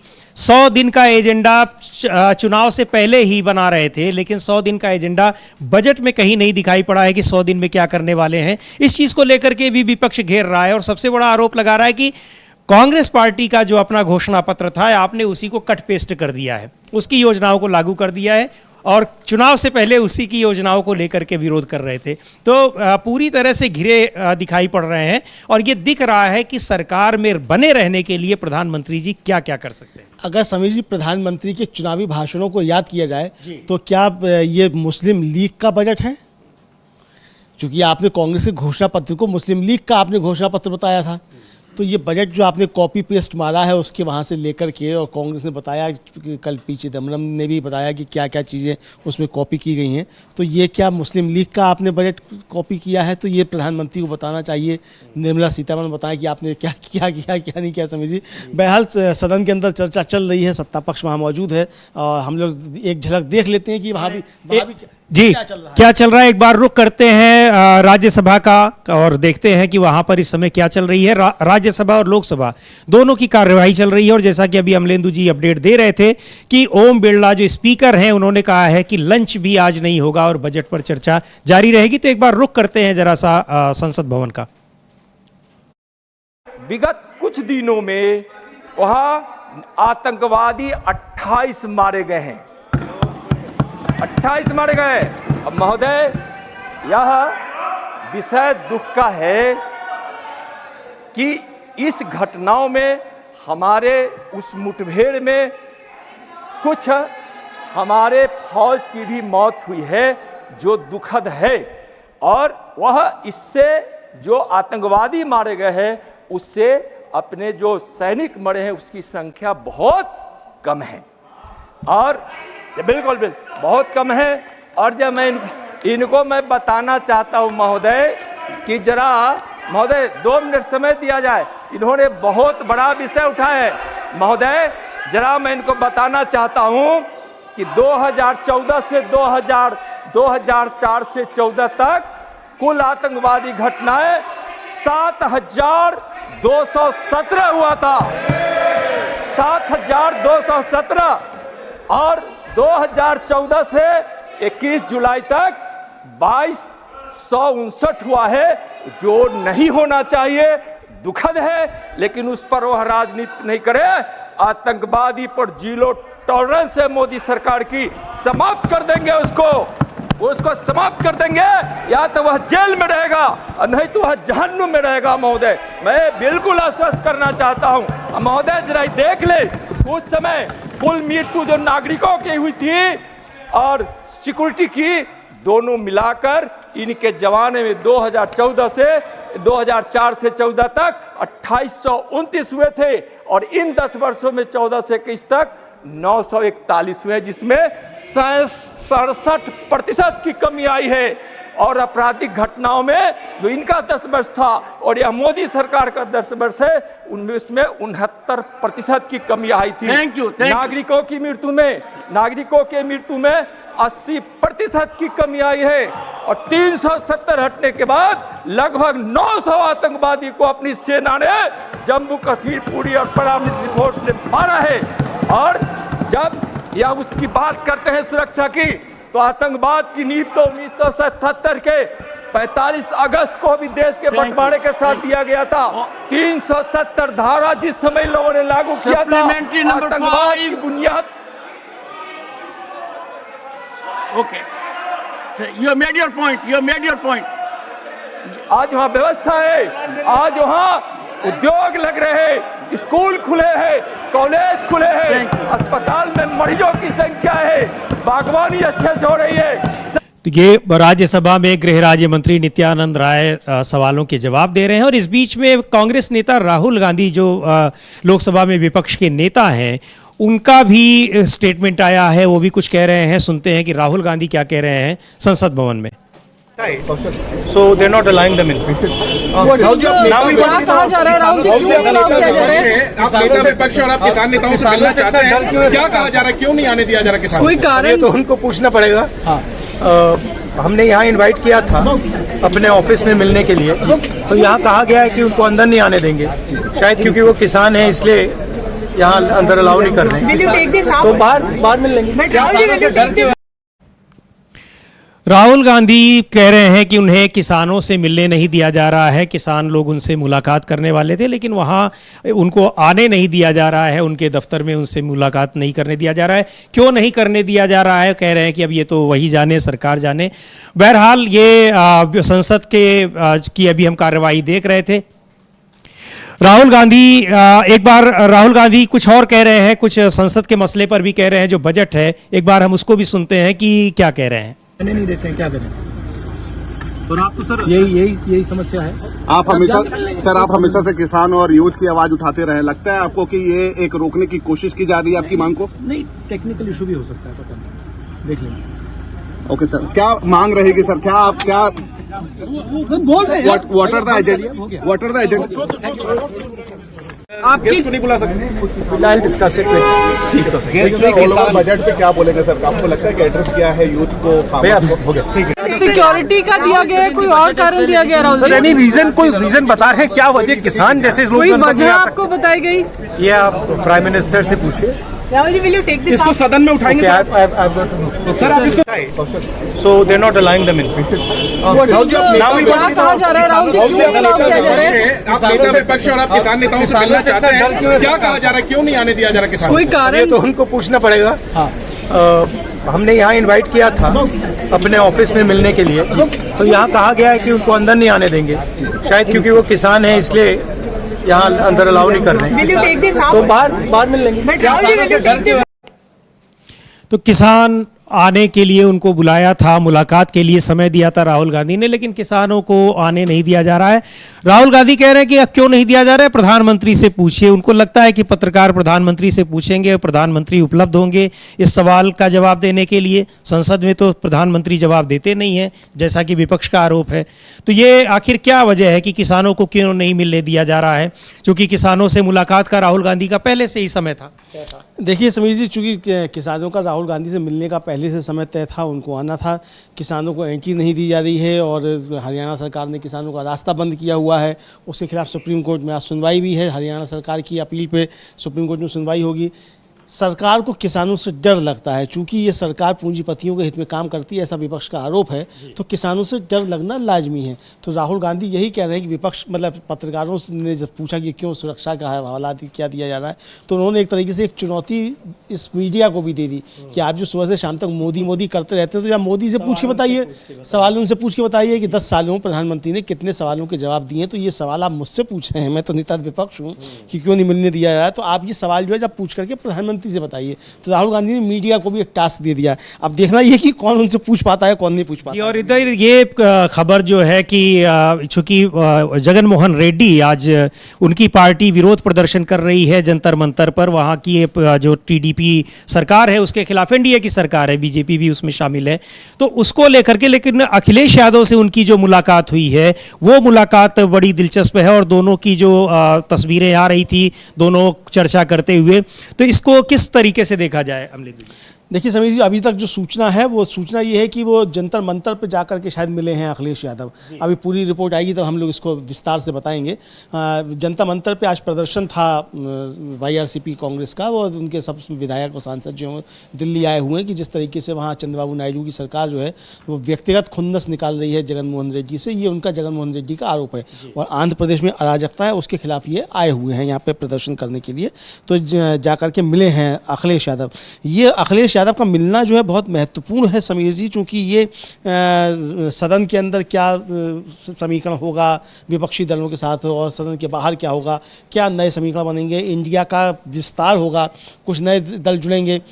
एनडीए के साथ तो कोई नहीं जुड़ रहा है, तो इंडिया गठबंधन अपना विस्तार करेगा, तो ये हो सकता है। इधर बीजू जनता दल को लेकर के भी सूचनाएं आ रही हैं कि उनके साथ भी शायद कुछ बढ़ सकता है आगे जा कर के, क्योंकि बीजू जनता दल ने भी घोषणा कर दी है कि अब वो इस सरकार को मदद नहीं करेगा और उसको मदद करने का। देखिए चाहे बीजू जनता दल हो चाहे वाईआरसीपी हो, ये दोनों जो थे वो बीजेपी की बी टीम बन करके उसको सहयोग किया करते थे और दोनों ने इसका खमियाजा बहुत लिया बी टीम बनने का बीजेपी की, और दोनों सत्ता से बाहर हो गए और बुरी गत हो गई इन दोनों की पार्टियों की।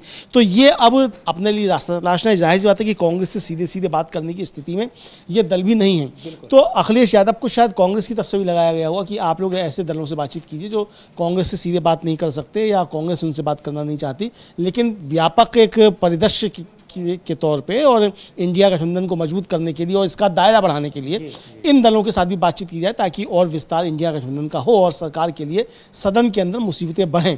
तो इसकी रणनीति के तहत अखिलेश यादव आज जाकर के मिल रहे हैं। लेकिन तेलुगु देशम पार्टी जो कि आंध्र प्रदेश में सत्तारूढ़ पार्टी है, वो सरकार को, एनडीए सरकार को यहाँ पर लोकसभा में समर्थन दे रही है और उस समर्थन की कीमत उसने बजट में वसूल की है, ऐसा विपक्ष का कहना है, आरोप है। जबकि खुद तेलुगु देशम पार्टी उससे बहुत संतुष्ट नहीं है। 1 लाख करोड़ रुपए के कम से कम उसका प्रस्ताव था कि शायद वो उसकी मांग थी कि उसको बजट में इतना एलोकेशन किया जाएगा, लेकिन मात्र 15,000 करोड़ रुपए आंध्र प्रदेश को दिए गए हैं, जिसको लेकर के वो खुश नहीं है। और दूसरी तरफ विपक्ष ये आरोप लगा रहा है कि केवल बिहार और आंध्र प्रदेश को ही सरकार ने सब कुछ दे दिया, दूसरे राज्यों को नहीं दिया है। यद्यपि निर्मला सीतारमण संसद में ये बात कह रही थी कि ये गलत बात है, हमने दूसरे राज्यों को भी दिया है, लेकिन जब वो बजट पढ़ रही थी उसमें उन्होंने इन दोनों राज्यों का खास तौर पर जिक्र किया और ये बताया कि किन किन मदों में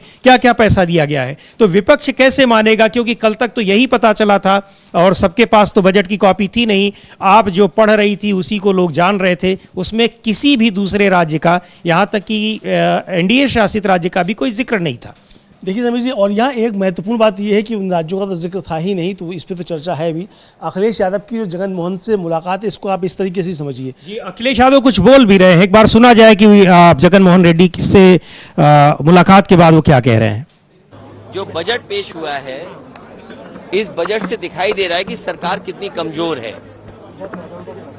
हम सब लोग तो किसान के लिए उसका समर्थन मूल्य मांग रहे थे, हम लोग किसान के लिए पैकेज मांगते हैं, गरीब के लिए पैकेज मांगते हैं, लेकिन ये सरकार देखिए आप किसको पैकेज दे रही है, जो सरकार चलवा रहे हैं। सरकार चलाने के लिए पैकेज मिल रहा है। बिहार को पैकेज मिला, आंध्र प्रदेश को पैकेज मिला। हम ये नहीं कहते कि पैकेज नहीं मिलना चाहिए, डेवलपमेंट के लिए, इंफ्रास्ट्रक्चर के लिए पैसा मिले, लेकिन दूसरे प्रदेशों के साथ भी भेदभाव न हो। उत्तर प्रदेश को क्यों नहीं पैकेज मिल रहा है? बिहार की अगर बाढ़ रोकनी है तो नेपाल से बात करनी पड़ेगी भारत सरकार को, और उत्तर प्रदेश की बाढ़ जब रुकेगी तो बिहार की बाढ़ भी रुक जाएगी। जो एक्सप्रेसवे आप बिहार को दे रहे हैं, अगर यूपी से भी जोड़ देंगे तो ज्यादा देश का भला होगा। तो हम किसी को पैकेज देने के खिलाफ नहीं है, लेकिन उत्तर प्रदेश के साथ भेदभाव होगा उसको स्वीकार नहीं कर सकते। आपने 10 साल में नौजवानों की नौकरी छीनी, उनका वेतन छीना, उनको पढ़ने आगे नहीं दिया। अब आप नौकरी कैसी देना चाहते हो? 5,000 रुपए की नौकरी, और तब जब सरकारी कर्मचारी ये मांग कर रहे हैं कि 8वां वेतन आयोग लागू हो, अगर सरकारी कर्मचारी महंगाई को देख करके 8वां वेतन आयोग मांग रहे हैं और आप 5,000 की नौकरी दे रहे हैं, पहले तो 10 साल आपने रोजगार बनाया, अब आप रोजगार की बात कर रहे हैं। सर, कांग्रेस इसको भाजपा बचाओ बजट कह रही है कि आप उस लाइन पे ही? नहीं, मैं उस लाइन पे नहीं हूँ। मैं इस लाइन में हूँ कि हम तो पैकेज मांगते हैं आपके लिए, नौजवानों के लिए, आपके लिए, लेकिन ये तो पैकेज से सरकार बना रहे हैं। अगर पैकेज से ही सरकार बननी है तो मैं आपसे कहूंगा, जिन पार्टी के लिए आपने सवाल पूछा, हम इंडिया गठबंधन वाले लोग भी पैकेज तैयार रखें अगर पैकेज से ही सरकार बननी है तो। सर, नीट को लेकर सर क्या कहेंगे? सर, देखिए अब तो सुप्रीम कोर्ट ने कह दिया, मैं क्या कहूँ। अब तो जो दिख रहा है वो भी नहीं देखना पड़ेगा, बंद कर ले आंखें, और क्या। सर, आज किसान कह रहे हैं कि राहुल गांधी को माफी मांगनी चाहिए कि उन्होंने मिसलीड नहीं, अब सुप्रीम कोर्ट के जो फैसला आ जाए उसके बाद हम कुछ नहीं कह सकते हैं, लेकिन ये कई बार ये बात तो आती है मन में कि भाई एक ही सेंटर से इतने कैसे पास हो रहे हैं। कहीं यूपी में भी एक ऐसा सेंटर हो जहाँ सबसे ज्यादा नीट में पास हो जाए, लखनऊ में क्यों ना ऐसा सेंटर हो जहाँ 6,000 बच्चे पास हो जाएं। हम तो यही सोच सकते हैं, लेकिन सुप्रीम कोर्ट के फैसले के आगे हम क्या कह सकते हैं। लेकिन हमारी तो सरकार से यही है, मंत्री जी से निवेदन कि मंत्री जी उत्तर प्रदेश में एक ऐसे सेंटर बनवाओ जैसे और जगह सेंटरों में पास हो रहे, हमारे सेंटरों में भी पास हो बच्चे। अखिलेश जी, कल बजट पास हुआ और आज किसान लीडर ऑफ अपोजिशन से मिलने आए हैं, इंडिया ब्लॉक के पास। तो ये काम जो किसानों से मिलने का था, वित्त मंत्री को करना चाहिए था। वित्त मंत्री मिलती किसानों से तो किसानों का भला होता है। और आप देखिए ना, मंच पे क्या भाषण देते हैं और आपके बजट में क्या आता है। तो बजट को लेकर के अखिलेश यादव का ये कहना है कि ये पैकेज दूसरे राज्यों को किसी को भी मिलना चाहिए, उसमें कोई दिक्कत नहीं है, लेकिन ये इसमें एक बैलेंस बना रहना चाहिए, सभी राज्यों को मिलना चाहिए, केवल कुछ राज्यों को और खासकर केवल 2 राज्यों को, और वो भी उन 2 राज्यों को जो कि सरकार को समर्थन दे रहे हैं। यदि केवल उन्हीं को मिलता है तब तो सवाल उठेंगे ही, सरकार की निष्ठा पर सवाल उठेंगे और सरकार की जो ये भेदभाव करने वाली नीति है इस पर सवाल उठेंगे। तो जाहिर सी बात है कि इसको लेकर के नाराज़गी तो विपक्ष के नेताओं में है ही और सत्ता पक्ष के नेताओं में भी है, लेकिन सत्ता पक्ष के नेताओं की ओर से तो विरोध के स्वर नहीं उठेंगे। लेकिन एक बार फिर से राजस्थान के मुख्यमंत्री का जिक्र करना चाहेंगे कि उन्होंने जो इस तरह से तारीफ की कि बहुत अच्छा हुआ। राहुल गांधी संसद परिसर के बाहर कुछ ये बोल रहे हैं, संसद परिसर के भीतर ही हैं, कुछ बोल रहे हैं, उनको सुना जाए। ये शायद वही कह रहे हैं कि किसानों से उनको नहीं मिलने दिया जा रहा है और किसानों का टाइम था, उन्होंने टाइम दे रखा था मिलने का, लेकिन उन्हें किसानों को आने नहीं दिया जा रहा है उनके पास, उनके दफ्तर में उनसे मुलाकात करने का समय नहीं दिया जा रहा है। ये राहुल गांधी का कहना है। तो कुल मिलाकर के जो बजट पर ये चर्चा हो रही है और संसद के भीतर भी हंगामा हुआ इसको लेकर के, विपक्षी सांसदों ने बहिर्गमन किया, संसद के बाहर आए, नारेबाजी की। सुबह से ही वहाँ पर संसद की कार्यवाही शुरू होने से पहले से ही विरोधी सांसद वहाँ बाहर जो है वो नारेबाजी कर रहे थे और सरकार की इस नीति का, जो बजट में जिस तरह से 2 राज्यों को खास तौर पर बजट में पैसा बांटा गया है, उसको लेकर के विरोध कर रहे थे। और ये विरोध अभी लगातार जारी रहेगा। बजट पर भले ही चर्चा कर रहे हैं और ओम बिरला ने कहा है कि बिना लंच किए चर्चा जारी रहेगी, लेकिन चर्चा जारी रहेगी पर यह हंगामा होता रहेगा, सुनना पड़ेगा सरकार को। हाँ बिल्कुल, नहीं सुनना तो पड़ेगा सरकार को। अब देखिए सदन का जो स्वरूप है उसमें अब सरकार की मजबूरी भी बन जाएगी कि उसको सुनना पड़ेगा, और नहीं सुनेंगे तो फिर इसी तरीके से विपक्ष अपनी बात उठाता रहेगा। तो सरकार के सामने दिक्कतें तो बहुत ज़्यादा आ गई हैं समीर जी, इसको समझा जा सकता है। अब वित्त मंत्री निर्मला सीतारमण जिस तरीके से बचाव कर रही थी बजट का, और कि उन्होंने कुछ राज्यों का नाम लिया, कुछ का नाम नहीं लिया, तो इसके लिए जो तर्क दे रही थी वो तर्क किसी के गले नहीं उतर रहे हैं। और यही समझा जा रहा है कि ये सरकार बचाने के लिए बजट है। और इसको अब अखिलेश यादव ने जो तंज किया वो तंज यही था कि भाई अगर पैकेज से ही सरकार चलनी है तो हम भी पैकेज ले आते हैं, फिर तो हम भी पैकेज, यानी कि अगर पैकेज से सरकार चलेगी और बिहार को, आंध्र प्रदेश को पैकेज दिया जाएगा तो बिहार और आंध्र प्रदेश को हम भी कुछ पैकेज तैयार कर लेते हैं, तो ये इधर आ जाएंगे। फिर इसका मतलब सरकार जो है पैकेज के आधार पर गिराई जा सकती है। अगर सरकार पैकेज के आधार पर बचाई जा सकती है तो सरकार पैकेज के आधार पर गिराई भी जा सकती है। तो यही है। तो अब अगर इधर से अच्छा पैकेज चला जाएगा तो दोनों इधर आ जाएंगे, नीतीश बाबू और चंद्र बाबू। तो अब ये देखना है कि इधर से कोई पैकेज जाता है नहीं आता, लेकिन इस पैकेज पे मुझे लगता है समीर जी काम शुरू हो गया है। पैकेज देने का, चूंकि पैकेज के तहत ही जाकर के मिला गया है जगन मोहन रेड्डी से अखिलेश यादव का मिलना जो है वो उस पैकेज के तहत ही है। इसका मतलब पैकेज अब दूसरे लोगों के लिए तैयार किए जा रहे हैं कि ठीक है अब पैकेज किसको क्या दिया जाएगा। तो ये पैकेज की बात आ रही है तो पैकेज तैयार होंगे, जब पैकेज तैयार होंगे तो फिर सत्ता पक्ष विपक्ष के बीच में लड़ाई होगी फिर संसद के अंदर, और फिर जिसका बहुमत होगा, जिसकी बात तगड़ी होगी उसकी बात मानी जाएगी। अखिलेश यादव ने तंज तो किया, लेकिन अखिलेश यादव बार बार ये भी कहते रहते हैं सरकार को लेकर के, सरकार की अस्थिरता को लेकर के सबसे ज्यादा सवाल कई बार उठा चुके हैं अखिलेश यादव।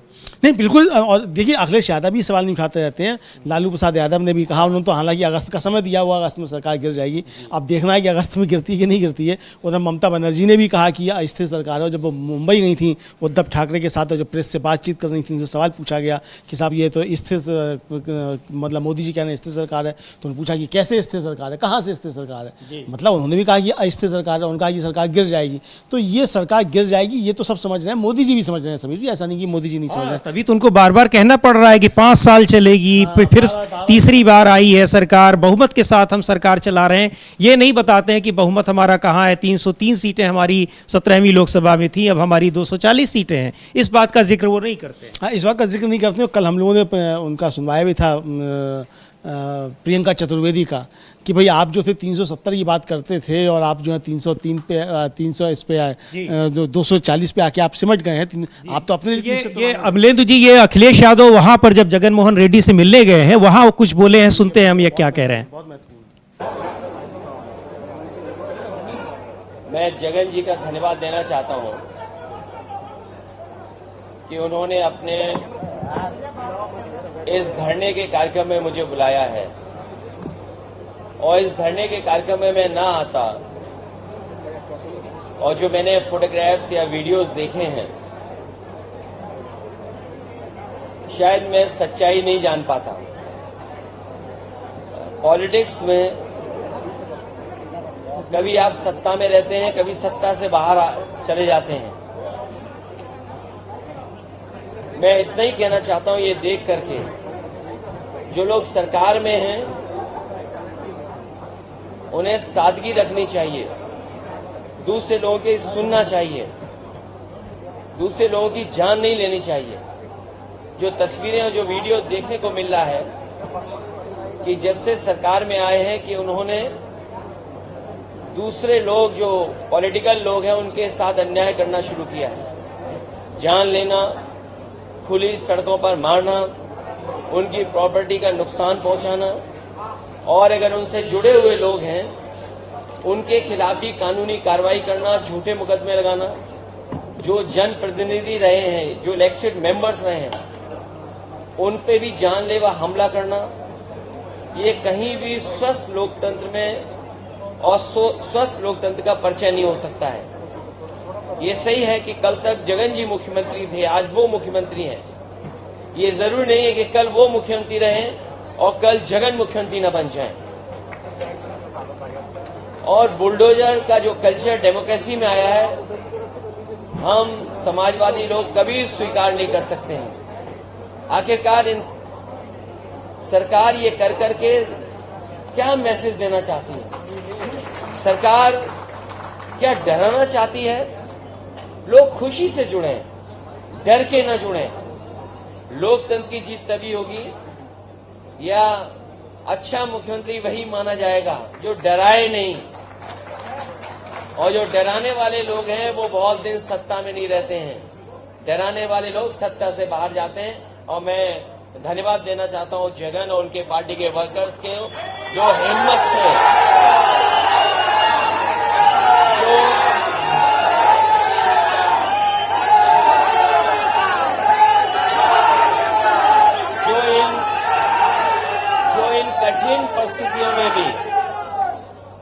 इन कठिन परिस्थितियों में भी अपने नेता के साथ हैं।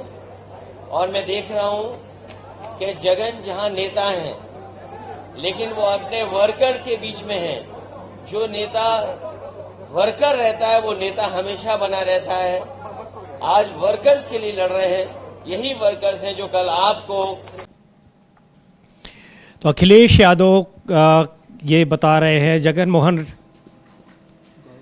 अखिलेश यादव कह रहे थे कुछ और गौरव गोगोई संसद भवन में लोकसभा में कुछ कह रहे हैं। एक बार उनको सुनते हैं कि वो क्या कह रहे हैं।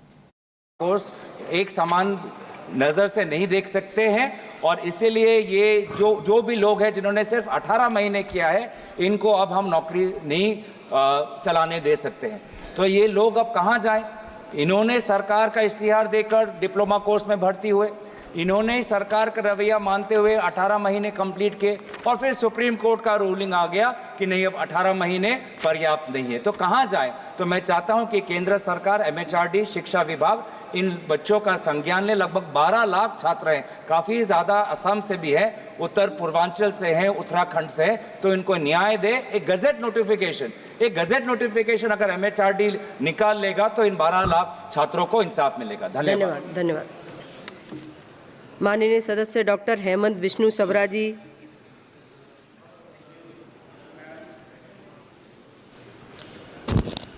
Honorable Ma'am, through you I want to draw the kind attention to the Honorable Education Minister toward the opening of Jawahar Navodaya Vidyalaya in Thane district, Maharashtra. Earlier, Thane and Palghar were combined district.